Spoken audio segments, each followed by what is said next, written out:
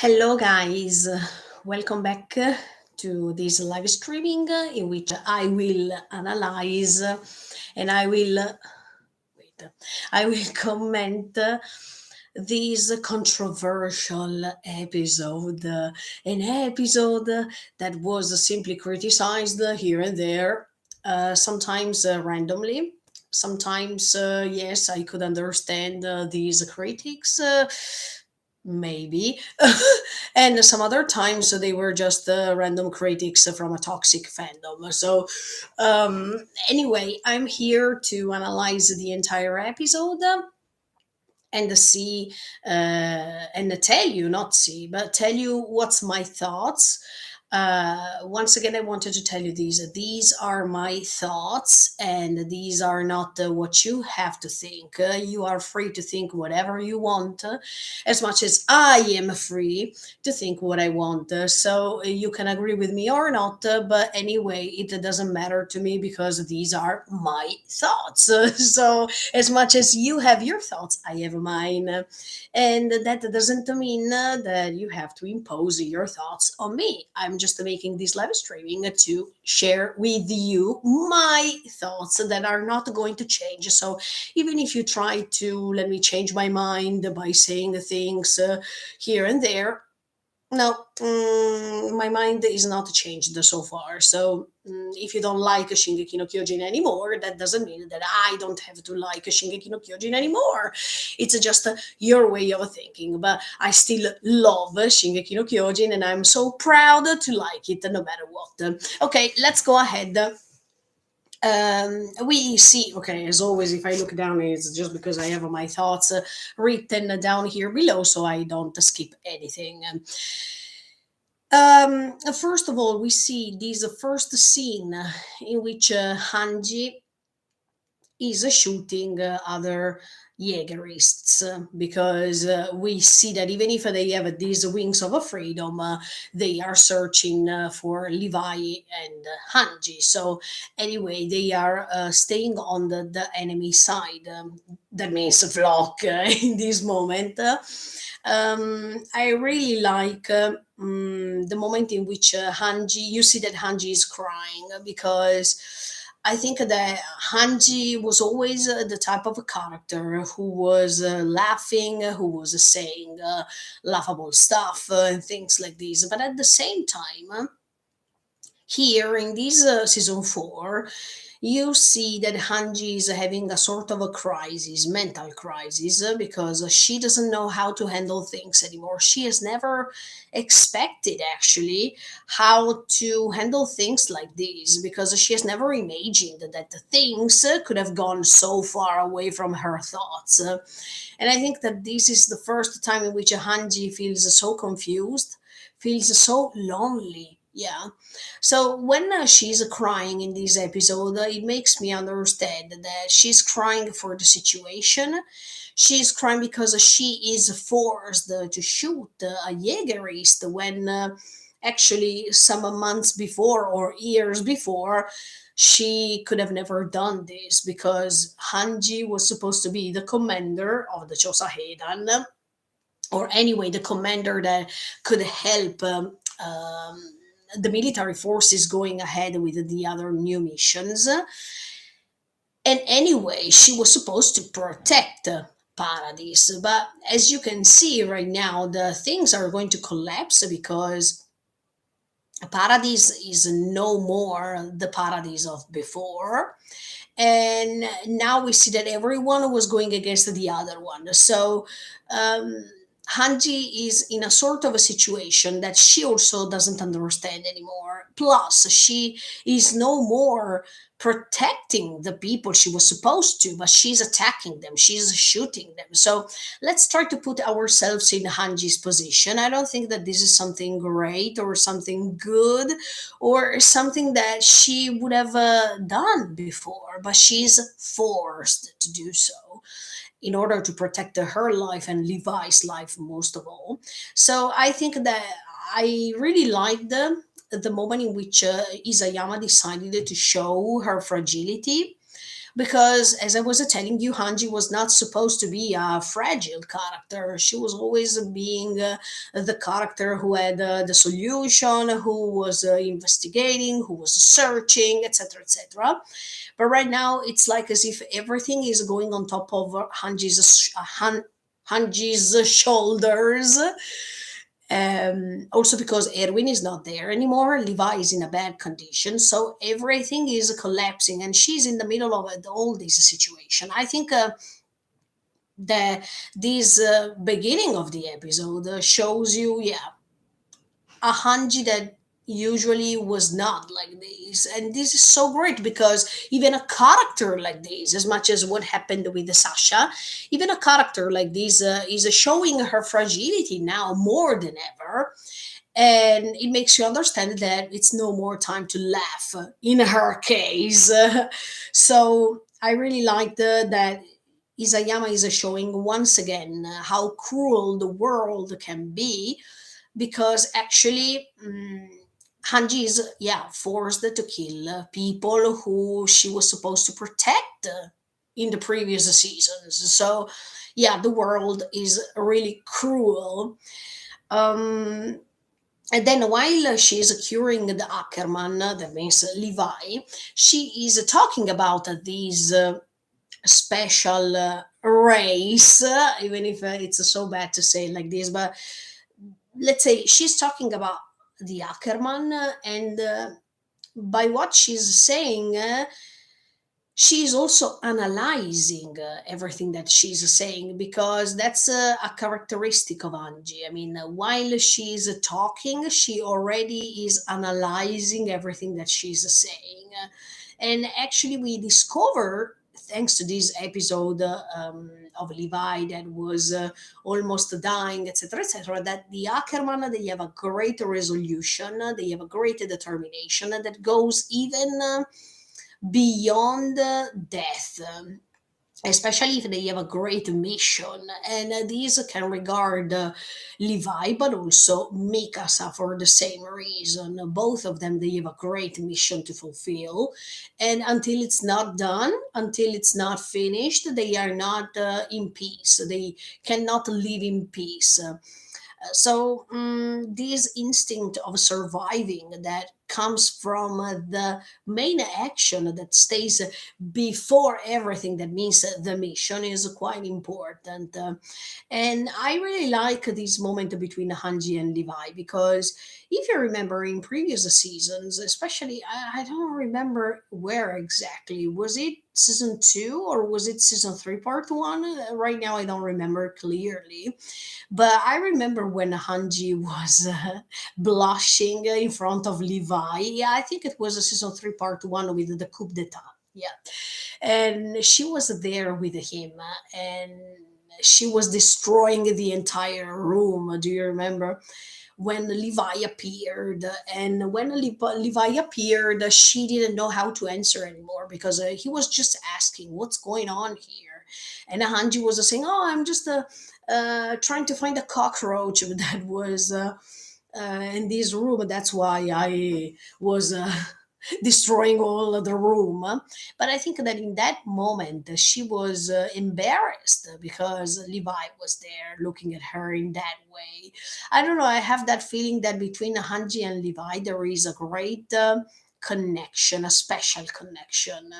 And even if they are not romantic to each other, even if they don't say sweet words and things like this, I think that there is a great relationship between the two. And in fact, it's well shown here in this episode from Hanji's point of view, because she's taking care of Levi. She is creating all the best environment for him to survive.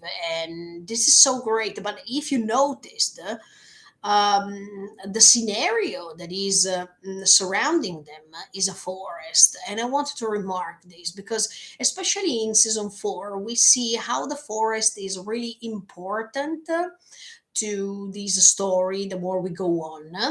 But before talking about this, I wanted to say that I really like Hanji too, because no matter if she's alone in that moment, because she thinks that Levi is sleeping, but we understand later that Levi is saying that he was listening to everything that she was saying. Anyway, when she thinks that she's all alone by herself, she's making many logical thoughts. And I think that's another great characteristic of a Hanji, because you all know that Hanji is great because while she's hopeless, while she thinks that she is in a dangerous situation, she's starting thinking. And in fact, she was thinking about all the options that were available at that time. She was thinking about Eren, about Zeke, about Pixies, and whatsoever, without even knowing that Pixies is dead, without even knowing that Eren was. Getting in touch with Ymir, and in fact, later you see that Eren is making his speech, and Hanji can hear everything as much as Levi at this point. And she doesn't know where Zeke is at this time. But I like the way in which she keeps asking herself things, and she tries, even if it seems so impossible to do, but she's trying to find a solution in her mind, or she at least is asking herself. And this is an advantage that we have. And in fact, later when she's talking to Peak, you see the difference. You see how Hanji spent her entire life to get info about the Titans, to get info about her existence inside of Paradise, and to try to find a way to go ahead, to go out from the walls based on the evidence she could find. But anyway, going back. And I know, yeah, wait a second. And another thing is that while she's talking to herself, because once again, she thinks that Levi is not listening, but she still remembers, as much as in season 4, part 1, the moment in which she was talking to that military forces in season 3, part 1, when there was the coup d'etat. And once again, this reminds me the same thing that Sadis was saying in the previous episode. That means that there is a moment in which the new generations are coming. The new generations are going to create something different, something new, and it's not confirmed that we, all the generations, should be part of this. And I think that even Hanji was thinking the same by remembering that fragment of season 3, part 1, because that was simply essential. I mean, even in season 3, part 1, that man was telling her, look, one day you can be the next one. That means that the next one to be destroyed as much as you're doing to me right now, because it will be your time. That is, yes, more or less what Sadis is saying. These acknowledgement, this understanding of a failure, and the fact that they can't, or it seems that they can't repair anything. So I like this moment of failure in Hanji's opinion, because you see that these characters are pretty realistic, that it's not just to go up, up, up, up. No, you can also go down, down, down, down, down. This is life. There are ups and downs, but the way in which she's describing analytically the events makes me understand that I love Hanji as much as season 1. I love her so much. Yeah, definitely. And also another thing I wanted to say is that it's like as if when she's with Levi, alone with him, she's creating like a sort of dome in which she is detaching herself for a second from all the things that are happening, that are surrounding them. And this is like a sort of paradise inside of a hell circumstance. I really liked the when Hanji was making the fire, she was taking care of Levi, she was building this tent, and she was just listening to her thoughts. I think that was a way to detach herself from yeah, the external world in that time, in that moment. And I really like it because it's not just in Shingeki no Kyojin that you can find these sort of scenes, but in many others. And I like these because it's thanks to these scenes that you understand that the characters need a time for themselves to talk, to think, to understand what's next, etc., etc. So, and in this case, Levi was there with her. So I think that Hanji really needs a person like Levi next to her. So when she was rescuing him and she understood that Levi is no more the same person because of all the injuries that happened to him, it was a sort of disillusion because we have always thought that Levi was always there, perfect, who was going to destroy all of them, all the Titans in this case. I mean, we see Levi as a perfect figure, the perfect Ackerman, right?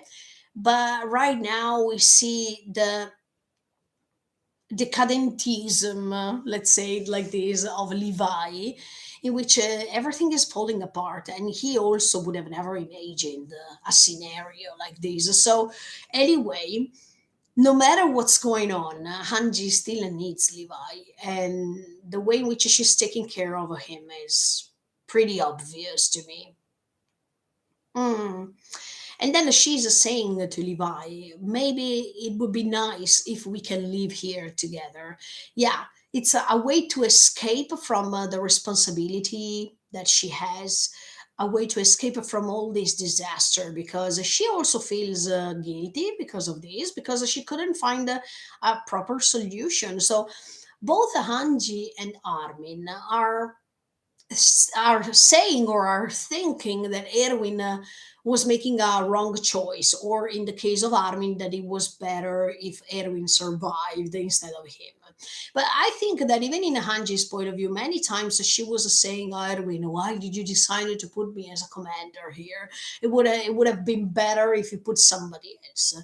Now, I think that the course of the events should have been like this, and Hanji is demonstrating her fragility, and by demonstrating them, that doesn't mean that she's weak. I think she's just discovering a way to describe herself because it's the first time I want to remark these. It's the first time after so many success that she and Levi had that they are going to descending to hell, and this is pretty normal. So I think that when she's just saying maybe it would be better if we stay here, me and you together, Levi, it's not a way to feel weak or to feel not responsible for everything that is happening. It's just that she's too afraid to see what's going to happen, or she doesn't even want to be part of this world, the world she knows, but she prefers to create, yeah, this sort of dome in which she can escape from her own thoughts too. And this was so nice because it was well described uh, here more than ever. Because in season 4, part 1, there was a moment after the Jaegerists were taking the control in which Hanji felt so unsure, so confused, and she didn't even know what to do. But in this episode, it's even clearer how she feels. And I really like that. But yeah, connecting with what I was telling you before, I noticed that right now Hanji and Levi they are in a forest. And you know that throughout these episodes we were talking about the forest as if it was something malevolent, something that could create problems, something that could create inside of people's mind this will to fight, this will to attack no matter what, because that's how the cruel world is. But at the same time, here, just in this scene, the forest seems to be the shelter, the right place in which you can escape from all these situations. So as you can see, the forest cannot be interpreted just as something negative, But just in this circumstance, it reminds me when, yeah, I was telling you the same things also for Requiem of the Rose King. But even over there, the forest can seem a shelter, can seem as if you can find yourself in the forest, and you can have the possibility to spread your thoughts by being accepted by nature. And in this case, yeah, I see that Hanji can talk freely about what she's thinking while she's in the forest. And yeah, it's like as if it's the perfect shelter for the moment, until until of course she is um, seeing what Eren is saying, and from that moment on, everything is changing, of course. But before that moment, she was feeling pretty still, and she found the forest not as a threatening spot, but a shelter. Yeah. Um, while Hanji is seeing everything that Eren is seeing, hearing, sorry, everything that Eren is saying, Levi is waking up because, of course, Hanji is terrorized and she needs help. She feels that she can't handling these things alone anymore, except for her thoughts. So she's waking him up, and Levi, the first thing Levi is thinking is Zeke, of course, because of his revengeful thoughts that he still has. And in that case, we are inside the forest, so that means that, of course, the forest is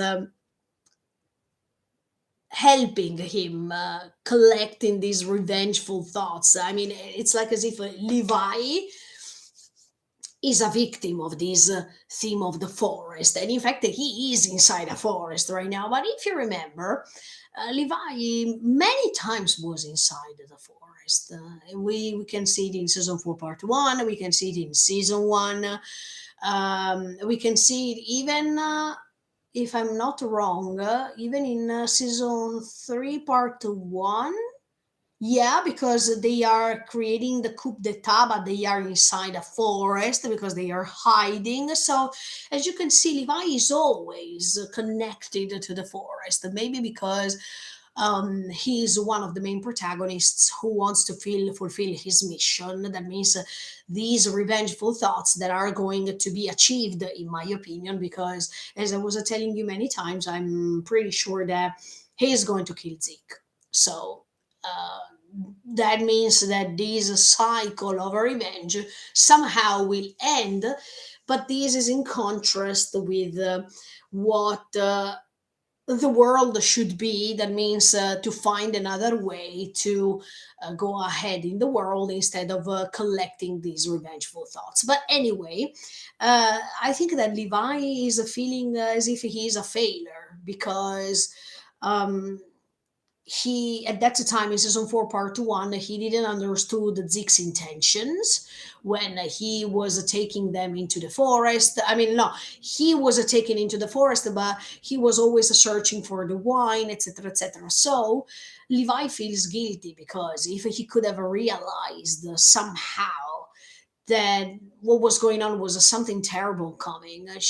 Maybe he could have prevented this, but of course, this is not possible because we can't go back in time and we can't solve things in a different way. So I understand Levine's pain in this moment because, yeah, he feels as if he could have. Rescued those members that they were together with him if he was just more cautious, and if he could have said, no, no, the tea is enough, maybe things would have been different. So, once again, I think that that's why Erwin didn't decide to put Levi on top of the commanders because he understood that. I mean, Erwin understood that Levi was really focusing on his revengeful thoughts, and he was not concentrated enough as much as Hanji could be in order to analyze the things in details. So that's why, in my opinion, Erwin preferred Hanji instead of Levi at that time. Um, And then Levi is saying, if we give up and we escape, or we are going to hide anyway, what's left for us? Oh, this is a pretty sad statement, because you understand that, except for everything that they are doing, their life was meaningful because of this. They didn't have other interests. They didn't have any other purpose in life, rather than fighting, rather than being ready to defend themselves, to fight against the titans, to fight against the enemy. I mean, their life was meaningful just because of this. They didn't have other purposes. They didn't have other way to see life in a different way. And this is why this statement is pretty sad, because for a certain reason, what Levi is saying right now, that is connected to revenge or to counterattack, reminds me of Vinland Saga. Because even in Vinland Saga, in season one, you see that Thorfinn is blind. He is always seeing this revenge on Ashelado, but he is not seeing anything else rather than this. And he thinks that he has to go on living because of this. There is no other choice. But Ashelab at that time, especially at the end of season one, he is saying that Thorfinn has to move ahead. Thorfinn has to find another purpose in life. Otherwise, his life is ended as soon as Ashelad will be dead.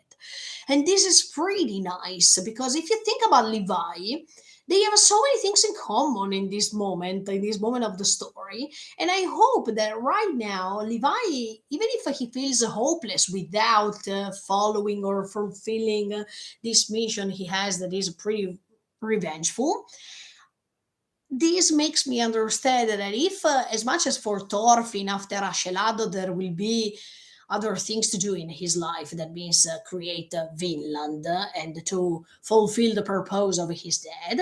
I think that even in Shingeki no Kyojin, Levi will survive, because right now it's important to find another purpose in his life after everything will end. So I'm really curious to see how Levi can go ahead with his life even after fighting, because this will be pretty intense. I mean, I hope that they will show us what Levi will do after Eren's death.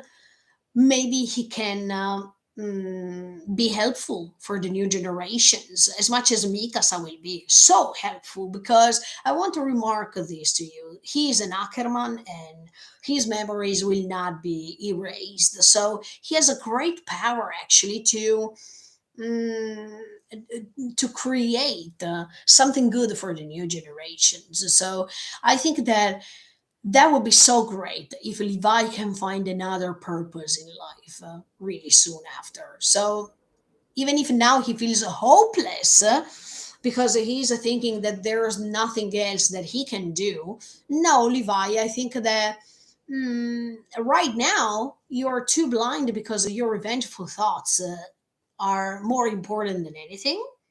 But I think that if you could see life from a different perspective, you could have found other purposes, but that's not the right time for him to do so. Once he will erase his blindness from his eyes, he will see life in a different way. I can't wait for that. Um, but in this case, it's like as if their existence will be perished if they keep, if they don't fight, if they don't counterattack, if they don't defend themselves from everything that is happening. So I can understand his point of view no matter what. And then later on, you see that Levi understands Hanji more than anybody else. I mean, he already understood that she was not there by not doing anything. She was already creating a plan. She was already thinking what to do. So that's why I think Levi likes Hanji, even if he will not admit it. of course.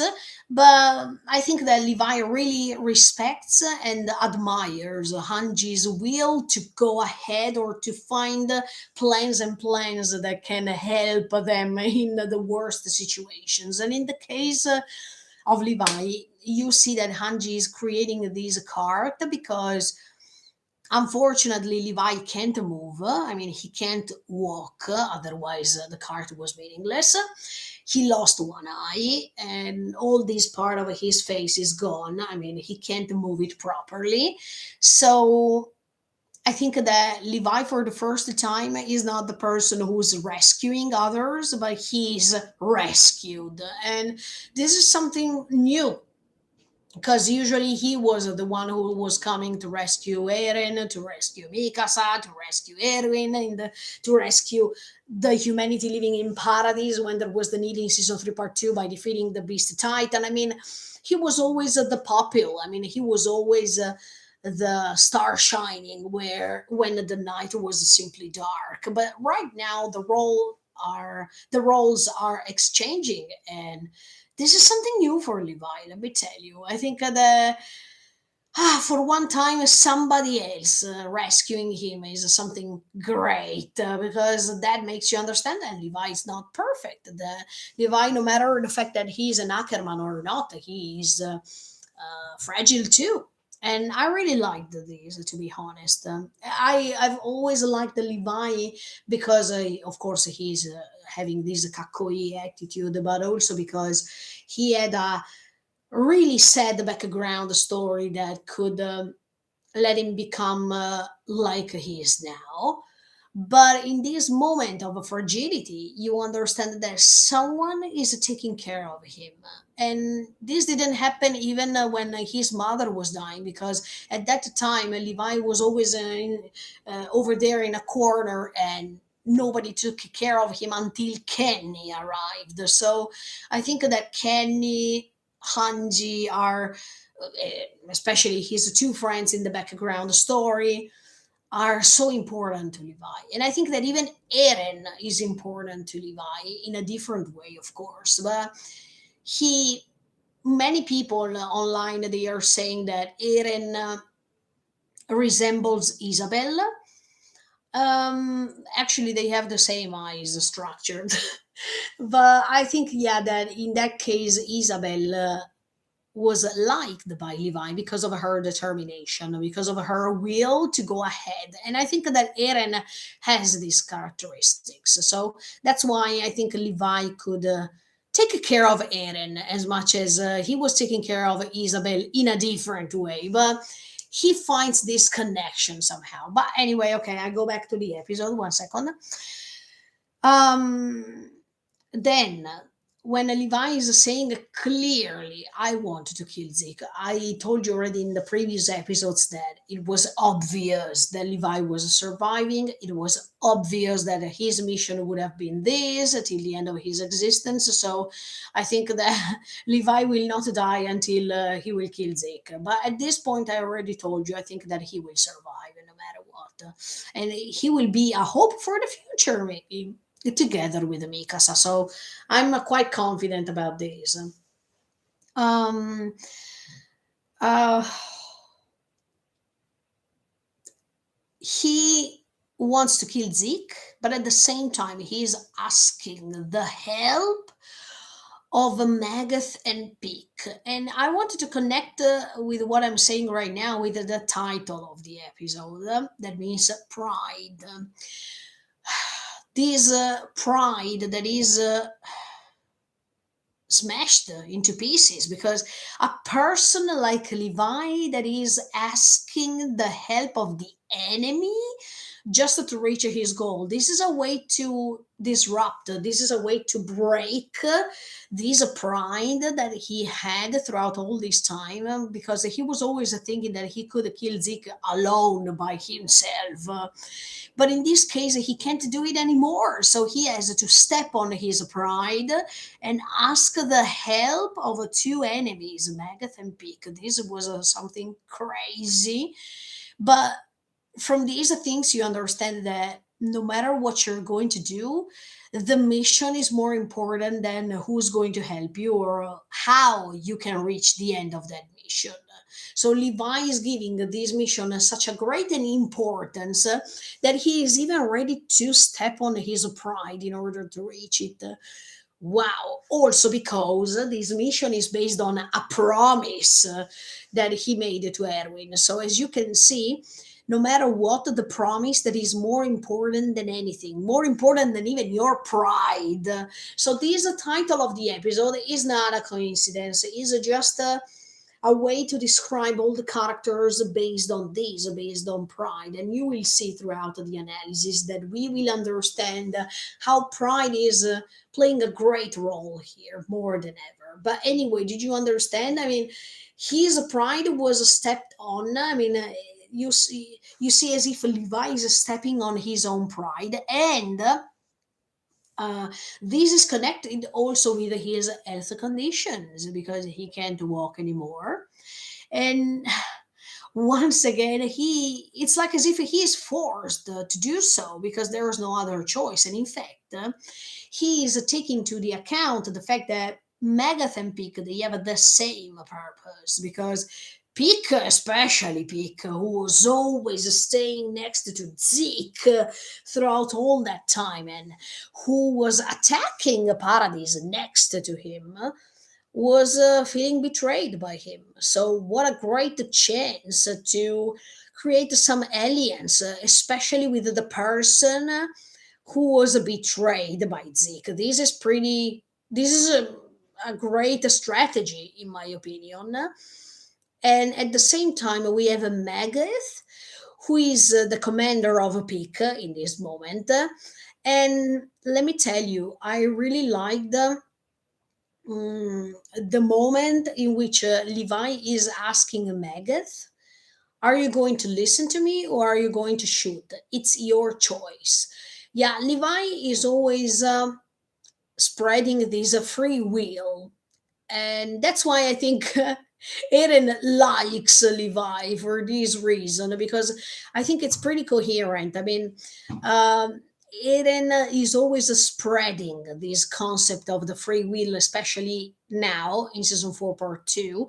And you all know that Levi was the first one asking Eren to choose as following his free will. Do you remember in the forest in season 1? And you see that even in this episode we are connected with the season 1 so many times. It's like the end of the circle, okay? But talking about was what I was saying, Levi in season 1 was asking Eren to do the same. He was giving him two options, and then he was saying to Levi, to Eren, now it's your time to choose. So this is a thing that is repeated even here. Levi is giving you two choices and you're going to choose one, and it's not up to him because it's up to the person he has in front of. So this makes you understand the greatness of this character because it all depended on Magath actually, and Magath could see the resolution of this character, so he preferred to listen. But I really liked that moment because you understand the power of the free will because it's based on on the decision of a person to change the story in different ways. So Megatha decided to listen. So that was uh, that was really awesome. Anyway, and then we understand from Hanji's point of view because Megath is asking Hanji, where is Zeke? And Hanji is creating this hypothesis that means that Zeke was absorbed by these founding a Titan. Look, at the beginning, Hanji is saying Zeke was absorbed by Eren, and then she is correcting herself. She's saying, no, no, no, by the founding Titan. So Hanji is perpetrating my idea. That means that even in her case, in her opinion, it's not Eren the problem. He is the founding Titan. He is the handler of the high of the founding Titan, and in this case, it's Ymir because once again. I wanted to remark this, it's Ymir who granted Eren the power he wanted to receive. So Eren is just a container. I want to tell you this over and over again. Ymir was the one who was using Eren's body to fulfill her desire, her dream, her will to fight back. So Eren can play a great role, of course, because he was giving her the way to choose things. But in this case, it was Ymir who responded, Ymir who took the responsibility of everything, Ymir who said yes. And we shouldn't forget about this. So when Hanji in this episode is making a contrast, I mean, is making a difference between Eren and then she says, oh no, the founding Titan, makes you understand that this, there is a great difference still. Even when Hanji, I mean, even when even Peak is seeing the fact that Hanji has a certain level of intelligence, yeah, she is intelligent because even if she was living in paradise and everything was so difficult to be understood, she was keeping going ahead with her thoughts by investigating, and this is why Hanji is a great character from my point of view.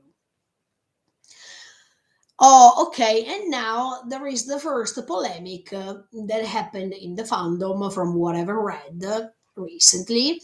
That is, even when Levi and Hanji are saying, let's unify our forces, let's stay all together because we have the same purpose. Okay, so I wanted to say to the fandom that is criticizing this moment in particular that it's pretty incoherent from you guys who believe that this was something wrong to do.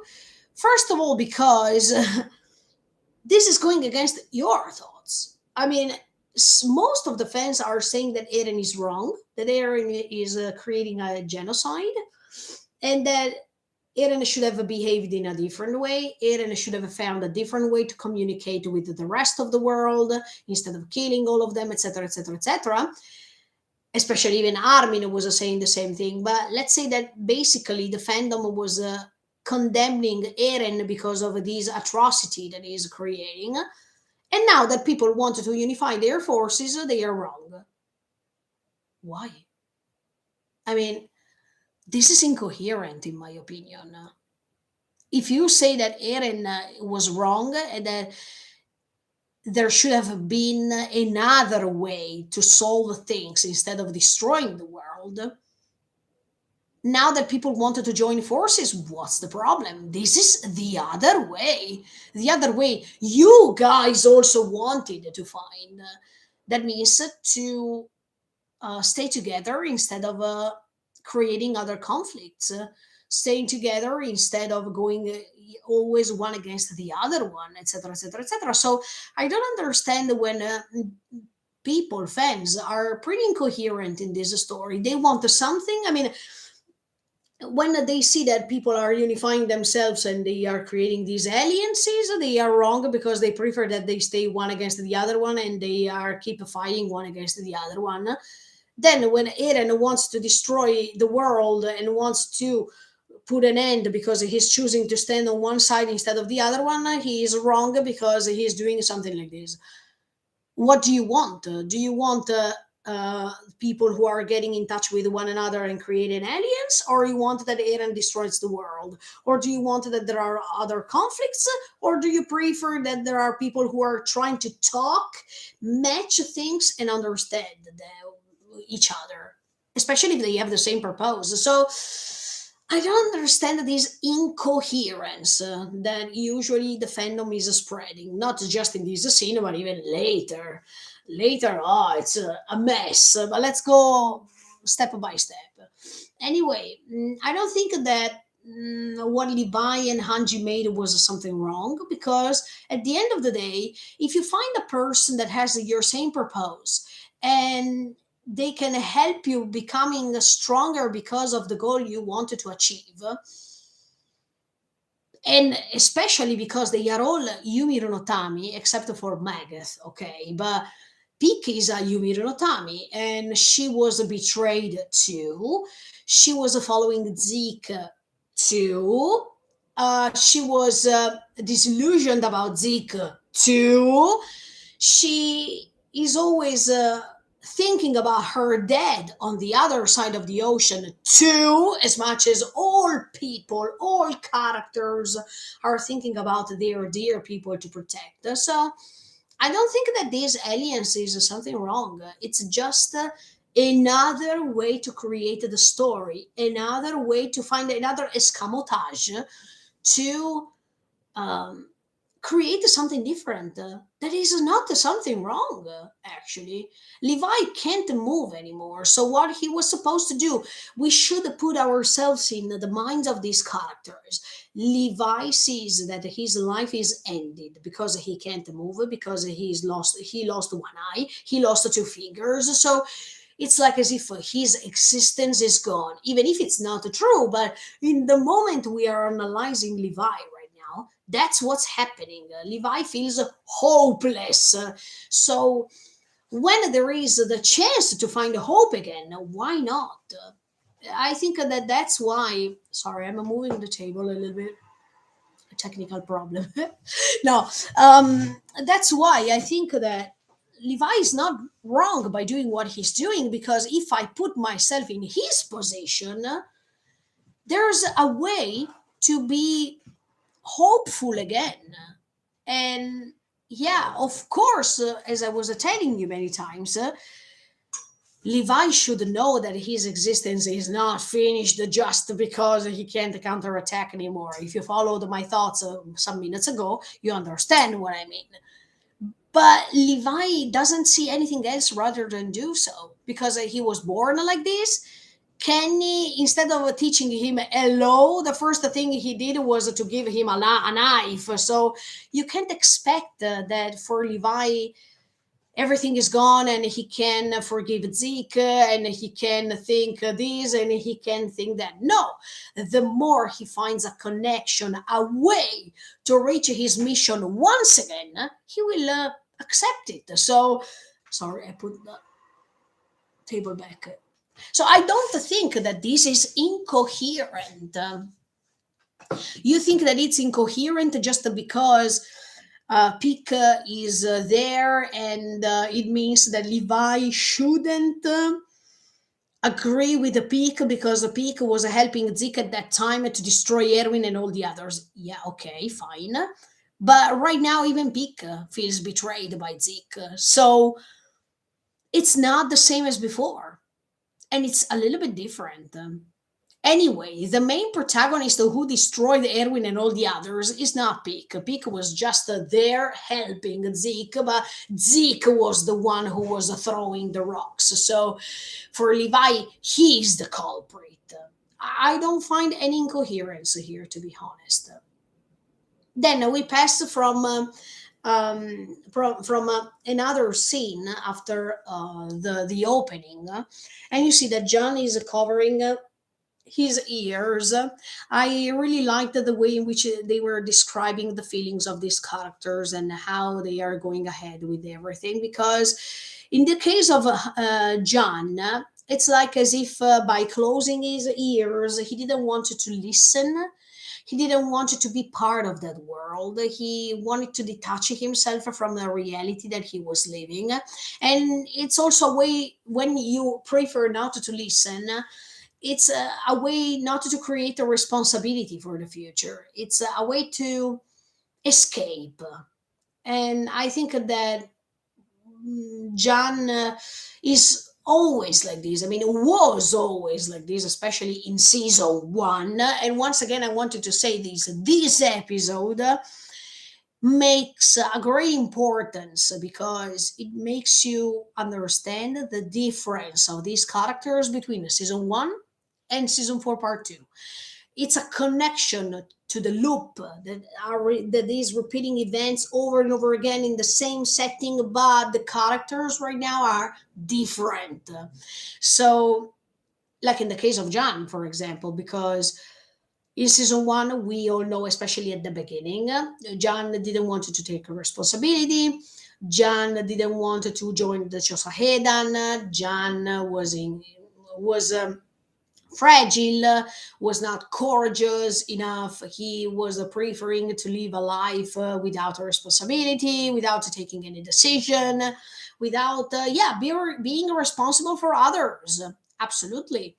But now in this season four, part two, no matter how much he is covering his ears, I think that the new John is prevailing. The John that made a promise to Marco, the John that is understanding the importance of taking responsibility, because by taking responsibility you are alive.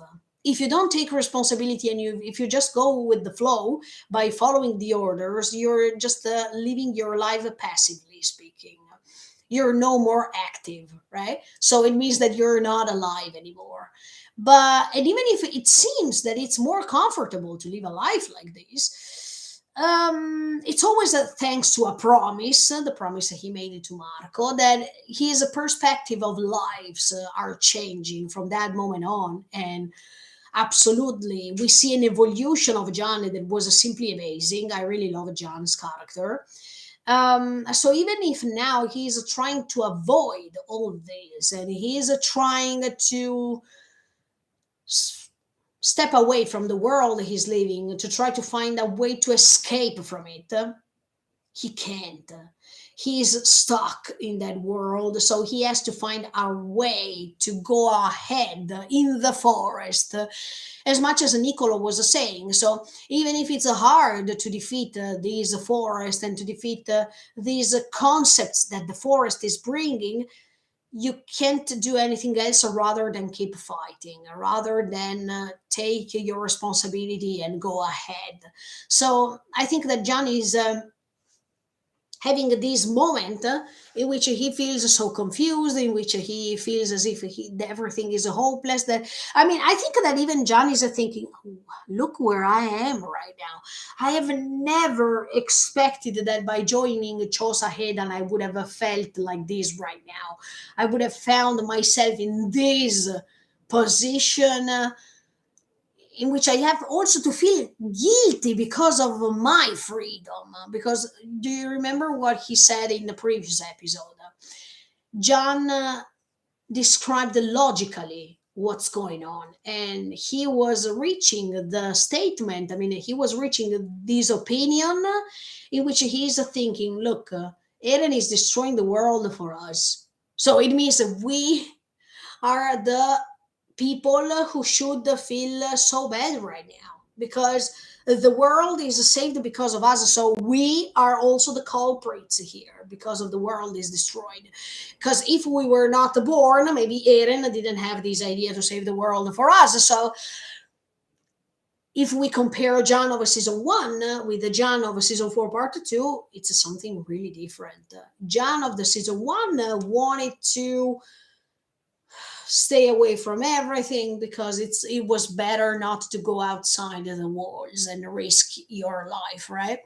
And leaving the military forces, so he could have had a wife, he could have had a child, he could have had a family, he could have had friends, he could have spent his life still, okay? But is this way to live mm, something to be proud of, connecting with the title of the episode? No, because it's just the easiest path. So John preferred to choose the difficult one, but this difficult path, the result of this difficult path was hell. And he has never imagined that going outside the walls, the problem would have increased instead of diminishing. So right now, yeah, as I was telling you, he feels guilty also because of his freedom, because now Paradise is free. But what's the price for this freedom? The destruction of the world. So John wants to go outer space right now. He doesn't even want to be part of this cruel world, but he can't avoid that he is a part of it. So he can't escape right now. It's too late to escape. Then you see Mikasa that she's laying on the bed and she's sad, lonely, disillusioned, and she is confronting a situation that is already making her understand that there is no turning back and there is not a way to bring Eren back as before. So Mikasa is silent, but just because she's silent, it doesn't mean that she's not feeling. And Mikasa is feeling a lot in this moment. And I think that in season four, Isayama was describing her in a really feminine way. Many people are thinking that Mikasa is a man just because of the haircut. No, I think that Mikasa's feelings here are so feminine, and she is a woman 100% more than the previous seasons.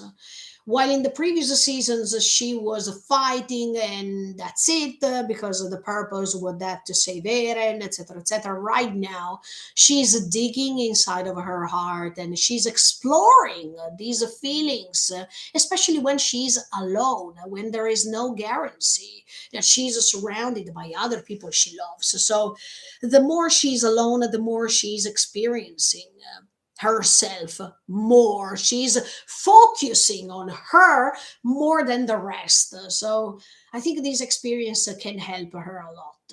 Yeah. Then you see Hitch and Annie. Hitch is sleeping, and Annie is looking outside the window because while there is this background noise of the rumbling going ahead, as if everything is trembling, as if there is a constant earthquake. Annie is looking outside the window because she is thinking about her dad. She is thinking about her mission. Everyone has a mission in this story, and when it's good to reach that mission in the best way, if there is only one option to reach that mission, then it's okay. And I will talk about this later when I'm analyzing the most controversial scene in which Annie was and Connie was laughing. Well, we will reach it. But anyway, uh, everyone has a mission, and Annie specifically already explained us in detail what's her mission in the previous episode. So, if you think that this episode was incoherent, in my honest opinion, you are wrong because you are forgetting everything that Annie said and you're forgetting everything that you saw already. But anyway, then you see Reiner who's sleeping, poor. I mean, he is in a coma. Feel so sad for Reiner. I think he is the the character who suffered a lot in this story, many different ways. And then you see at the same time Armin and Gabi that they are trying to reach Connie. Okay, then the scene is moving to Connie, and he is overthinking about what's he's doing. He is thinking if he can find a great idea to give Falco to his mom so his mom can turn into a titan, intelligent titan, so she can turn into a human being once again. But where is Connie thinking right now? Connie is thinking inside the forest. And you shouldn't underestimate the setting. If you don't pay attention on the setting, you don't understand even later what's happening. Connie is in the forest, and you all know that his dear person, Sasha, was living in the forest. It was her setting. So right now, Connie is inside Sasha's setting, and he is thinking more and more.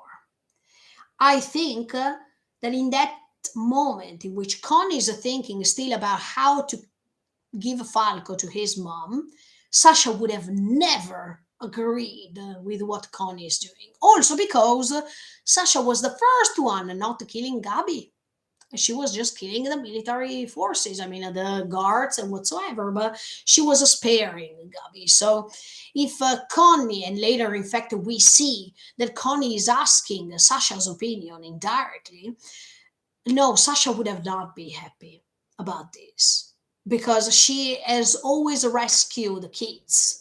So the fact that now Connie, who was supposed to be the soulmate, the twin of Sasha, that is doing something totally different, is doing something wrong. And in fact, little by little, he's understanding this. But right now, his mother matters more than anything. And let me tell you, I don't want to condemn Connie because even Connie has no other solutions to protect the people he loves. And Connie has no relation with Falco. Falco is a common person. But if we have to choose between Falco and his mom matters more, of course. But that doesn't mean that Sasha would agree with this. And in fact, Sasha would have never agreed with what Connie is doing. And I really like the fact that he is finding himself in the forest while he is asking for Sasha. This is not a coincidence. Everything matters here. Um, so he's thinking, should I do it by forcing him? I have to think about a great idea. But then he's thinking, huh, anyway, he is a nice boy.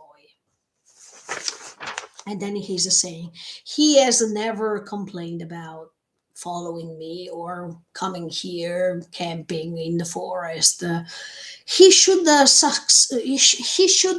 develop some suspicious thoughts, and actually he is doing so. I mean, Falco is suspecting him already from the previous episode. He's asking himself, this and that. So Falco is doubting already. Even if Connie doesn't understand this, and Connie doesn't even know or notice that Falco is listening to him while he pretends to sleep. So Connie is too innocent. He doesn't even think right now properly because the only intent he has is to save his mom. So he is not even thinking, okay, now he is saying, why he's not doubting about me?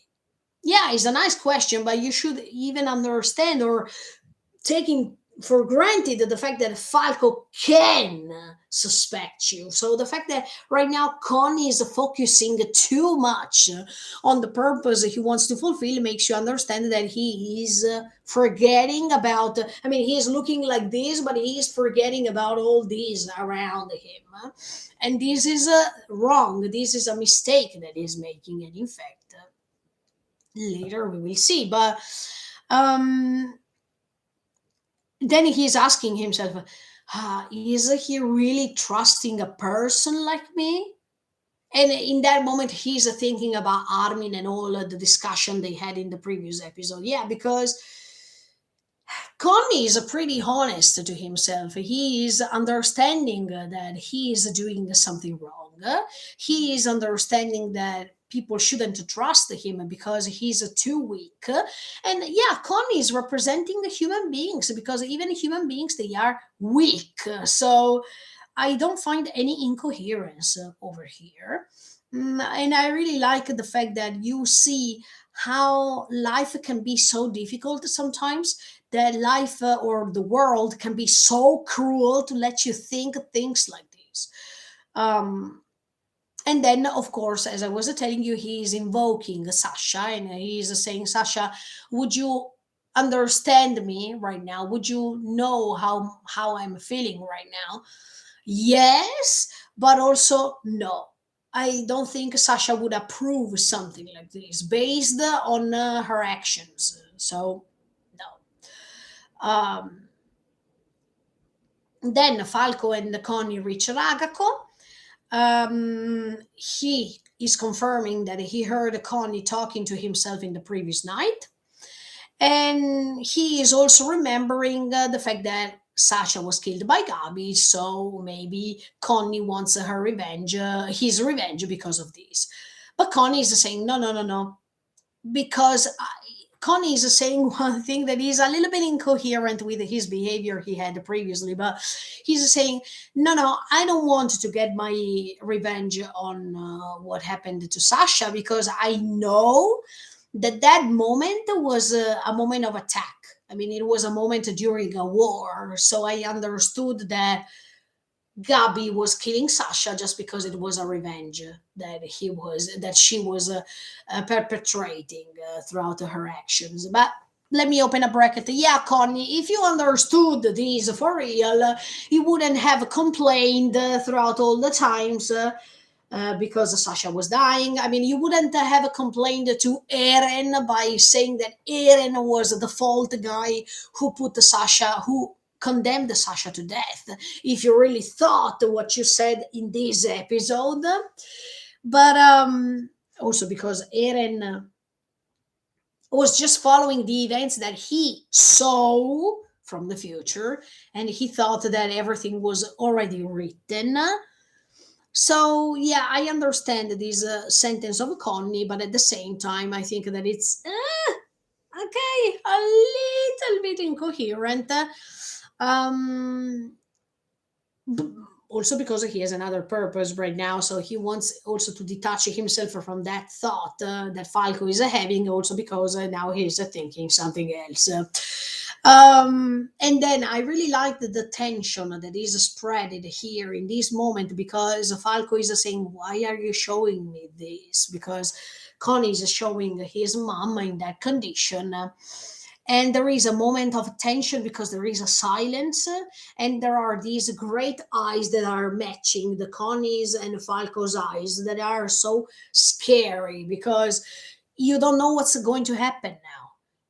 I mean, you can just guess, but at the same time, this tension that is created thanks to music, thanks to actions, thanks to the eyes that are speaking instead of words, this moment was so great. And then Connie is saying, "No, no." I mean, first of all, he's modifying the eyes, and I was saying, "Oh no, Connie, now that you modify the eyes like that, it means that something wrong is happening." But then he's making that strange face that I was like, "What the f is that face?" I've never seen that Connie's face, and I was like a little bit surprised. But at the same time, he's saying, "No, no, it's just a way to I took you here because you have to clean, you have to help me cleaning my mom's." No, he didn't say my mom. These Titans' teeth. And okay, this was a bad idea. I mean, an escamotage to help Falco climbing the stairs. So then maybe he would have pushed him inside his mother's mouth, and that's it. But when, if you noticed, when Connie is explaining this intention that he has, that means let's clean the teeth together, Falco is saying, that is the same that Sasha was telling him, or that he was saying to Sasha in that scene of the sunset. Do you remember? Huh? Huh? As if that idea sounds so stupid, and actually it is. But it's like, I don't want to say it's like a sign of Sasha telling him, "Look, you're doing something stupid right now." But huh? That Falco is saying to him after the explanation that Connie is giving him, wow, it has a great meaning, in my opinion. Or maybe I'm just seeing things where they are not, but it's hilarious that the night before he was invoking Sasha's help somehow to guide him and to let him understand what was good or what was wrong, even if the question was a little bit different. But when you're alone and you're hopeless, you don't know what to do, you always think about your dearest people, and you indirectly asking them, "Am I doing something right? Am I doing something wrong?" So that Falco is saying it to me, it was a sign from Sasha that was telling him, "No, you're doing something stupid, actually." And look who's really stupid here, based on the scene of the sunset, because in the scene of the sunset they were arguing who was the most stupid. So you understand what I mean? Um, and then the Gabi and Armin arrive in time because they are riding the horses, so they were pretty fast. And Gabi is spilling the tea in front of all of them. I mean, he's telling Falco, look, Falco, he just wants to kill you. I mean, he just wants to give you to his mom so he can help her. And in the meantime, Connie is taking Falco as a hostage, but at the same time, while Armin wants to talk, he's saying, shut up, I don't want you to listen. He doesn't want to listen because he knows that Armin is right. And he knows that Connie, is wrong. Uh, so usually people who don't want to listen are the people who don't want to admit that they are wrong. Uh, and in fact, he is also saying this later to Armin because he's saying a reasonable person like you can't understand an idiot like me.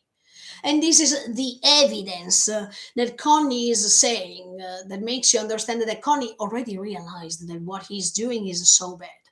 But the cruel world says that when you have to protect the person you love, you don't care about the person you have in front of you that has to be sacrificed, because the most important thing is to save the people you love.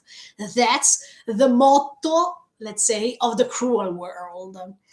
Um, so I think that Connie really admires Armin's intentions because by being reasonable, he always has a way to solve things. But that's not how Connie is. Connie is totally the opposite. Connie is pretty instinctive. It's like Eren, let's say. I mean, he is using his instincts, his um, um, feelings to do things, while Armin prefers to compress his feelings a little bit and use lots of reason, even if we know that in the previous episode he exploded. And I think that it's pretty nice because even in the case of Armin, it's impossible that a character like Armin is always so reasonable. There are moments in which even Armin has to explode. That's why I really admired what happened in the previous episode, because Armin too is a human being. So if he would have not exploded in this story, I would have said that Armin was an unrealistic character. But by exploding in the previous episode, it made me understand that Armin is a realistic character, definitely. Um, and then in the moment everything is going ahead, Gabi is asking Falco, please release your Titan power. And then Falco is thinking, the Titan power? But where is Galliard? And over there is the epiphany. I mean, somehow he is starting remembering things, but at the same time, in the moment in which everything is hopeless, as always, Armin is thinking about Erwin. Okay, during the reaction, I was telling you, Armin, you're not Erwin, so it's wrong what you're doing, and I still believe so. I think that Armin was doing something wrong, believing that he had to play the role of Erwin. Erwin is Erwin, Armin is Armin. So I think that even if he thought that by following what Erwin did, that means sacrifice himself for the sake of others, was something good, I think that Armin was not doing the proper thing, because he should think with his own mind instead of trying to replace a person. I mean, replacing a person is not like when a person is chosen. Armin was chosen not because he had to replace Erwin. Armin was chosen because he had some specific characteristics that, in Eren's opinion, because Eren knew how the story was written already, uh, it was something good to choose Erwin, in Armin's opinion, but Armin doesn't understand that Armin was chosen because of other things, not because he had to play like Erwin or make or play the Erwin's role. No. So that's why I think that Armin, while he's thinking, oh, okay, let me sacrifice myself to make Connie happy, no, it was something wrong to do. Or maybe Armin was just projecting this into his mind in the previous episode before even confronting with Mikasa. And he was trying to find this plan. So if Connie would have not listened to him, he would have risked his life in order to make Connie happy. But anyway, no matter if he thought it before or in the present time of the scene we are watching, Armin, no, no, no, no, no, no. Or maybe he used this escamotage to let Connie think about what was going on. But anyway, the moment in which he's thinking about Erwin, it's wrong because, once again, I say it, Erwin is Erwin and Armin is Armin. Armin was not saved to replace Erwin. Not at all, because the new commander of the new person who was following or who was replacing Erwin is not Armin, is Hanji. So Hanji has a role, Armin has another role. So these two things are not matching. But then, anyway, I really like when Armin is saying, Gabi, please forgive Connie with what he's doing before launching himself with the ODM. But this makes you understand how kind Armin is, that he's ready to sacrifice his own existence to make other people happy. And in fact, Armin is a Yumiro no Tami, and of course, this is the main characteristic of all of them. To sacrifice for the sake of others. Then, when Connie is seeing that Armin is risking his life and he is understanding little by little what he wants to do, he is saying, tell me something. And Armin said, you told me to shut up, so why now do I have to tell you anything, etc., etc. That moment was really brilliant. I like how Armin is using the sentences Connie was saying before to his advantage to do what he wants to do right now. So you see how Armin is a strategical mind. And I really like this character because throughout the seasons, he was proving us that he has a great mind. He has a great way to communicate with others by remembering sentences that were said before or to use those sentences in order to create an advantage. That's why Armin was saved. Armin was saved also because of these things. Because if Erwin was there over there in that moment, it was not the same because Armin is a great friend for Connie and Erwin was not in the same sort of relation. So everything is different, and it's good that it's different like this. Uh, and in fact, he's saying, "You told me to shut up, and now I'm going to show you with the facts what I wanted to do." And does this mean that he was projecting it before, as I was telling you? I mean, while he was discussing with Mikasa, or was he projecting this later? Or did he think that that this could have been a solution for Connie's happiness before? We don't know, but you understand that Armin is ready to plan things quickly in that moment, in that time, because it reminds me also when he in season 3 part 2 was discussing with Bertold and he was using the weak point of Annie on him and it was working somehow because he could shake him a little bit. He could shake Bertold at that time. And in this case, it happened with Connie too, because by doing this action, by risking his life, he could have shaken Connie's mind a little bit. And in fact, we see that Connie is saving him immediately. So Connie should have been shaken in order for him to realize what he was doing. No matter what was going on, he was losing a friend or he was losing a child, and he was using this child to feed his mom, so his mom could have become intelligent or could have become a human being once again.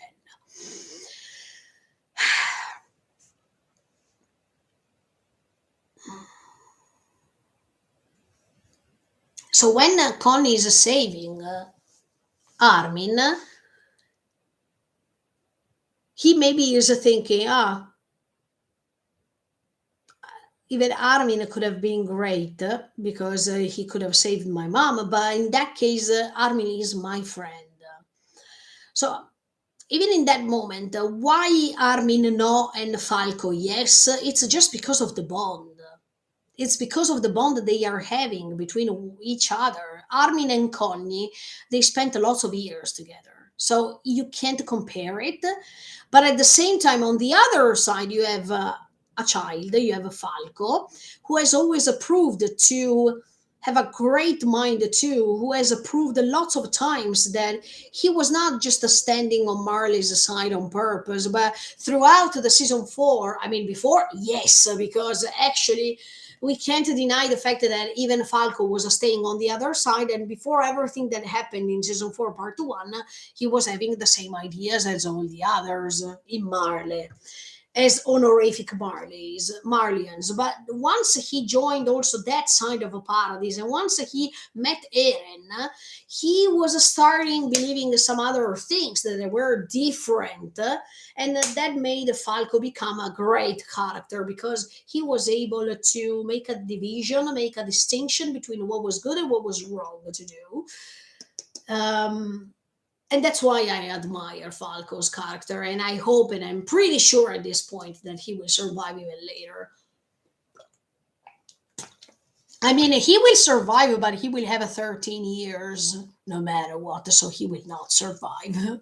Now that I think about it, but okay. At the same time, you see that the eye of the mother is moving while Connie is rescuing Armin. Would have been proud of Connie in that moment? Yes. I'm pretty sure that Connie's mama would be so proud, connected with the title of the episode, of his son. So, what he chose to do was the best decision, also because of what he's saying later. And, or maybe that eye is moving not just to accept Connie's actions in that moment, but it's moving just because she's a titan and she saw that her prey was moving ahead, away from her. And we needed to know that right now Connie's mom is not an intelligent titan, so the only thing she wants to do is to eat, and no matter who he or she is. So that eye that was moving was like a way to say, oh, maybe it was a way to say, oh, my prey went away. I was finally be ready to eat something, but then something happened and I can't eat anymore. So you needed to understand that it's like as if she lost the occasion to eat something, also because she is not an intelligent titan, also because those type of general titans, they don't have many mental skills, and we can't tell her that she's wrong because in her vision of the things, Connie's mom right now, she only thinks about eat and eat. That's it. Then we see that Falco is remembering everything also thanks to Gabi, because Gabi is little by little explaining what's going ahead. And even if we don't see that scene, we already understand that it's happening something like this. Some people are saying, oh, no, they should have shown us everything, that it was rushed because they didn't show us many things. Look, guys, but some things you can also understand them by yourself.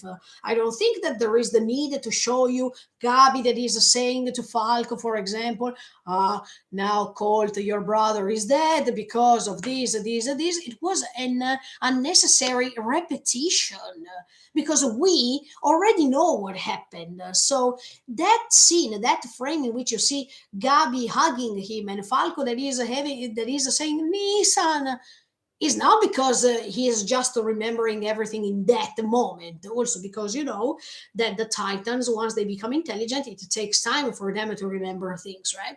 But it's also because Gabi was there, so Gabi explained him also other things quickly, so he could understand everything and he could maybe regain some frames, fragments of his memory. So I don't think that it was necessary for you to hear once again Gabi explaining to Falco everything that happened, because these things can be skipped because we already know what happened.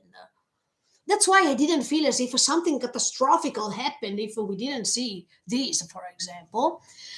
As much as later there are other scenes that I'm going to tell you the same thing. But so if Connie's mom would have inherited the Titan, I mean the colossal Titan, she would have lived only 13 years, for example. Then she would have become a great weapon that could have been useful for a major attack that is coming later. She would have been used to war because that's what's going to happen. And we all know it also from the last scene of the episode. She would have been forced to kill others, and she would have suffered again and again more than now. So all these points are necessary to let you understand why Connie is redeeming himself right now. Because do you prefer to force your mother just because of your own desire to be cursed for 13 years, to be sent to a war or the last war in which we will see that many people are going to die and she is forced to kill others? I mean, Connie is understanding how selfish and presumptuous he was by believing that by doing this, he could have saved his mom. No, he would have cursed his mom. So this is a step forward for Connie's behavior and for Connie's consciousness. I think that everything that Connie is understanding now makes him grow, makes him become another character that is making this step forward to understanding that if he did something like this, he was cursing his mom to become another victim of this cruel world more than before. So I think that what's happening now was the perfect choice. And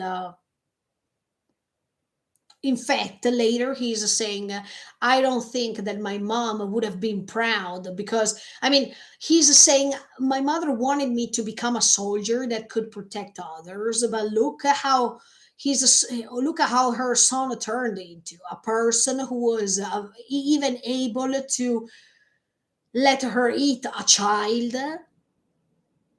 for my own desires, for my own purposes only. And this makes you understand that Connie is seeing things differently.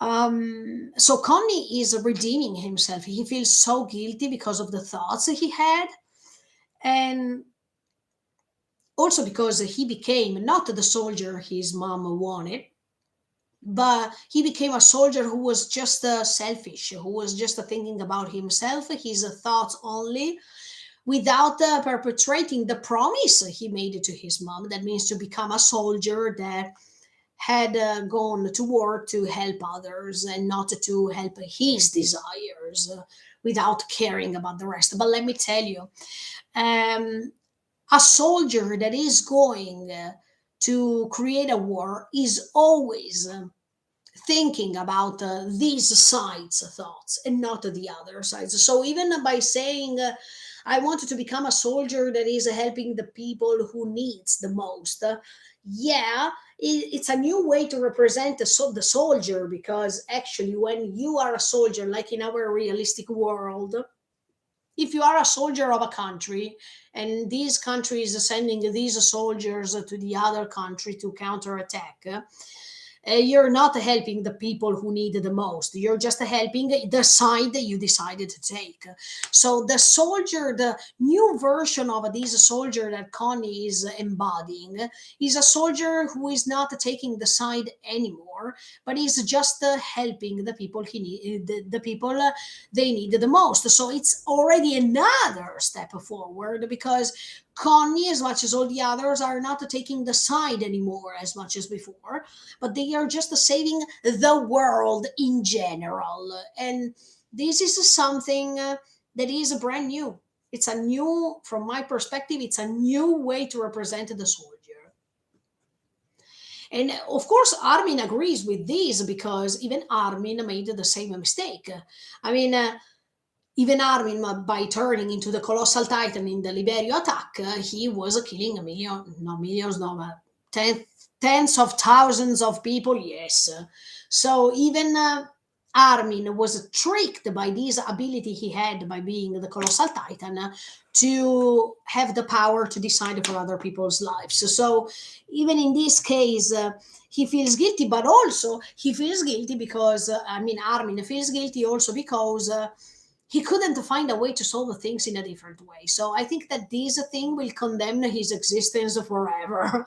Because Armin was always used to find a solution, to find a solution for the better. But in this case, everything was going out of his control, and he couldn't manage it. Also because, listen guys, we are one human being versus the rest of the world. It's impossible that one person like Armin, no matter if he is the Colossal Titan or not, could create a solution for everybody. There is too much expectations on this character, and I feel so sorry for him. Even Armin has these fragile moments, and we should accept it.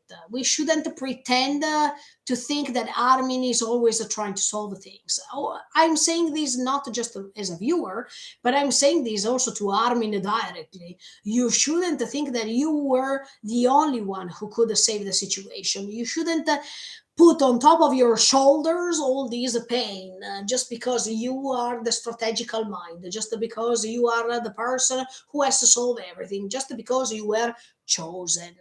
Once again, no, everyone should contribute to create a solution, not just Armin. So I agree when Armin couldn't find a solution for everybody, because it's impossible. Okay.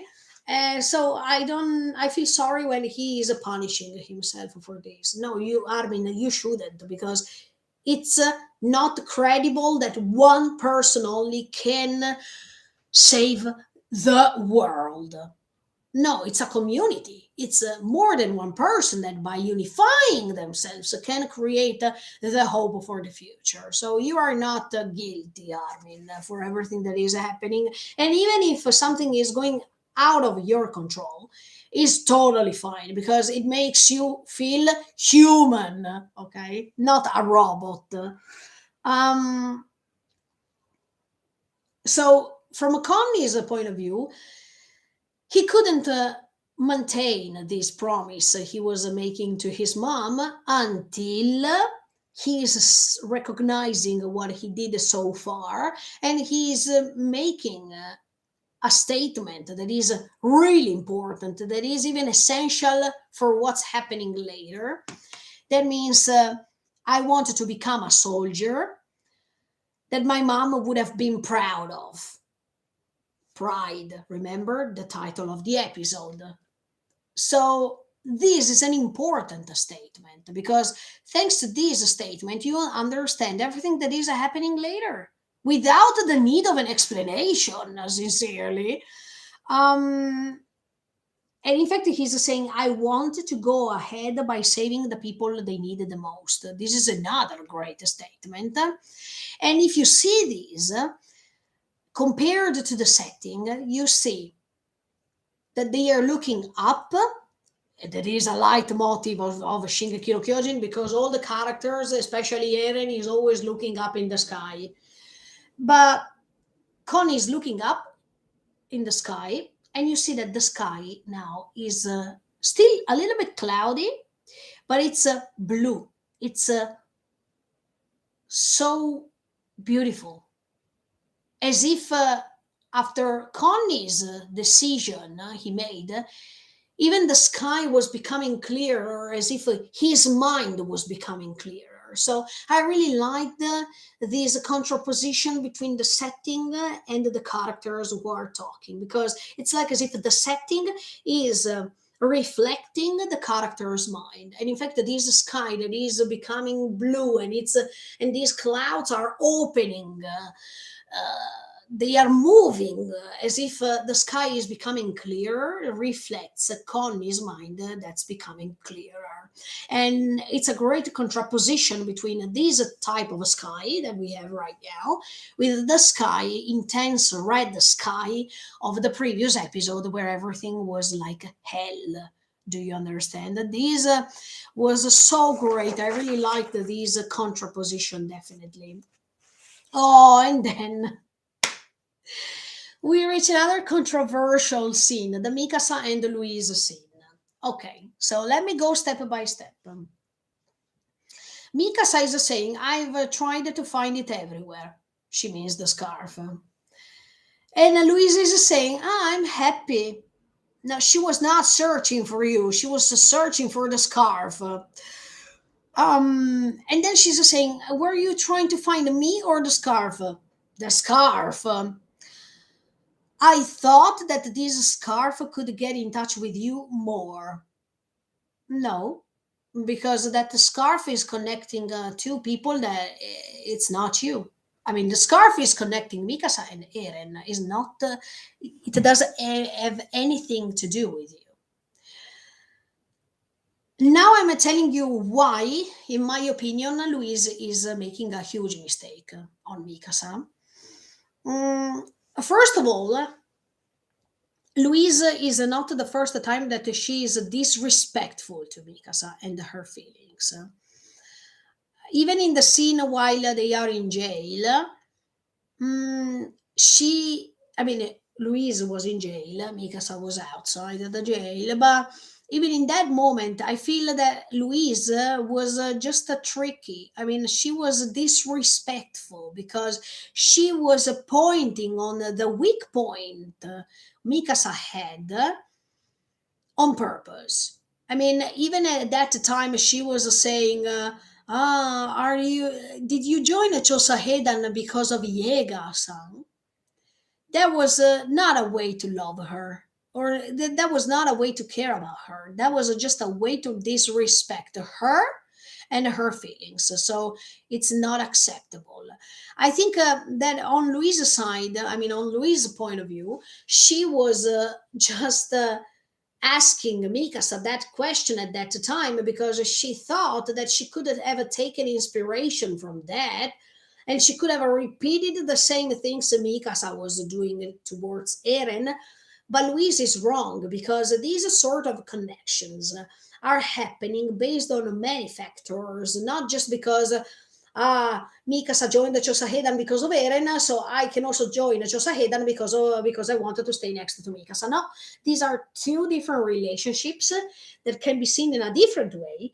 So there is no connection between the two, and that's why Louise is making a mistake. And by being disrespectful, even in this scene, by stealing her scarf without her permission, and by pretending to know what was good to do, that's something disrespectful. And you all know that love, it doesn't mean to be disrespectful. It means totally the contrary, to pay respect. Then Louise is making a huge mistake because she's taking away from Mikasa the tool, the thing that can give her still hope for a future, or that can still let her feel alive. And this is once again disrespectful. Then she is intruding, I mean, Louise is intruding herself inside of Mikasa's life by asking some questions that are inappropriate. Like, did you join Chosahedan because of Yegas? Look, I thought that by taking it away from you, I could reach you somehow. Or when she's saying, "Oh, Eren told me that I had to throw away that scarf." Are you saying all these things because you care about Mikasa? I don't think so.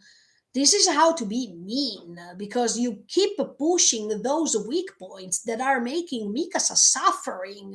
And this is not a way to help a person you love, a person you care. So this is a simply disrespectful.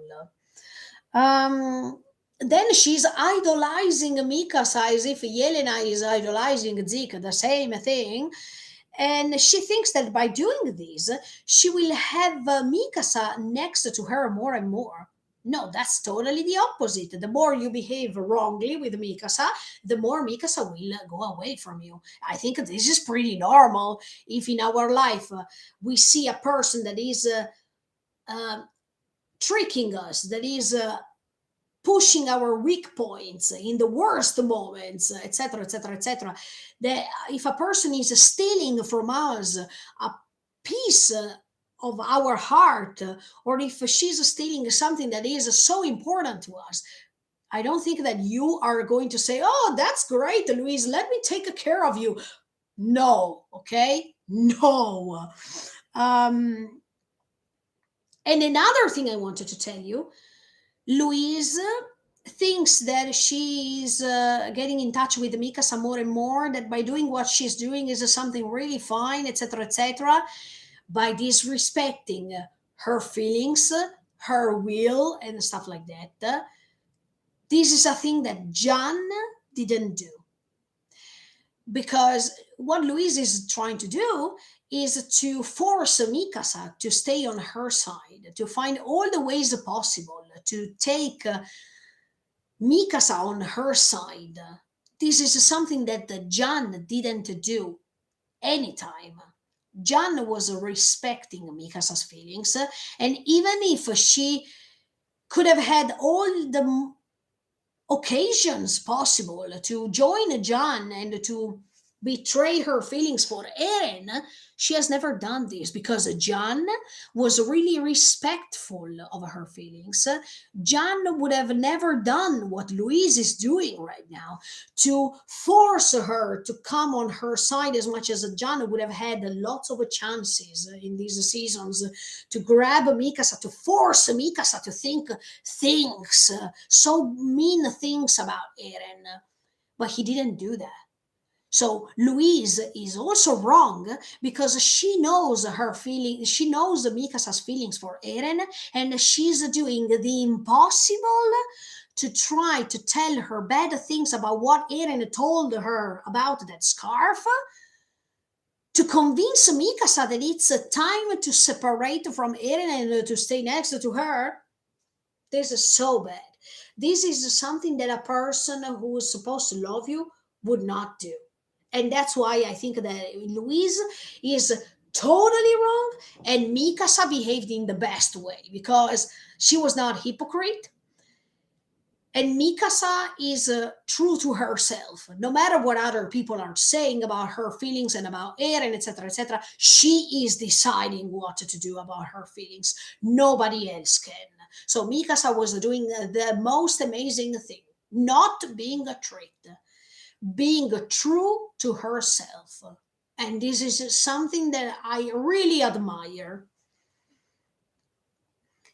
Then Mikasa saved her life, yes, but that doesn't mean anything. I mean, just because she saved her life in season one, it doesn't make a sense that Louise is behaving like this. From Mikasa's point of view, Louise was like another stranger that could have been saved by her. There's no difference, okay?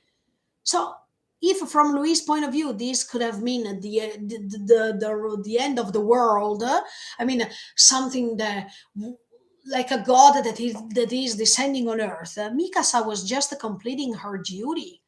Mikasa was following her duty to protect the people who were in a difficult situation at that time. But that doesn't mean that Mikasa has to feel feelings for her. No, Mikasa has her dear people. Louise is not a part of these dear people. Not at all. So Mikasa is coherent with what she is doing with Luis, because to Mikasa, Luis is not important to her.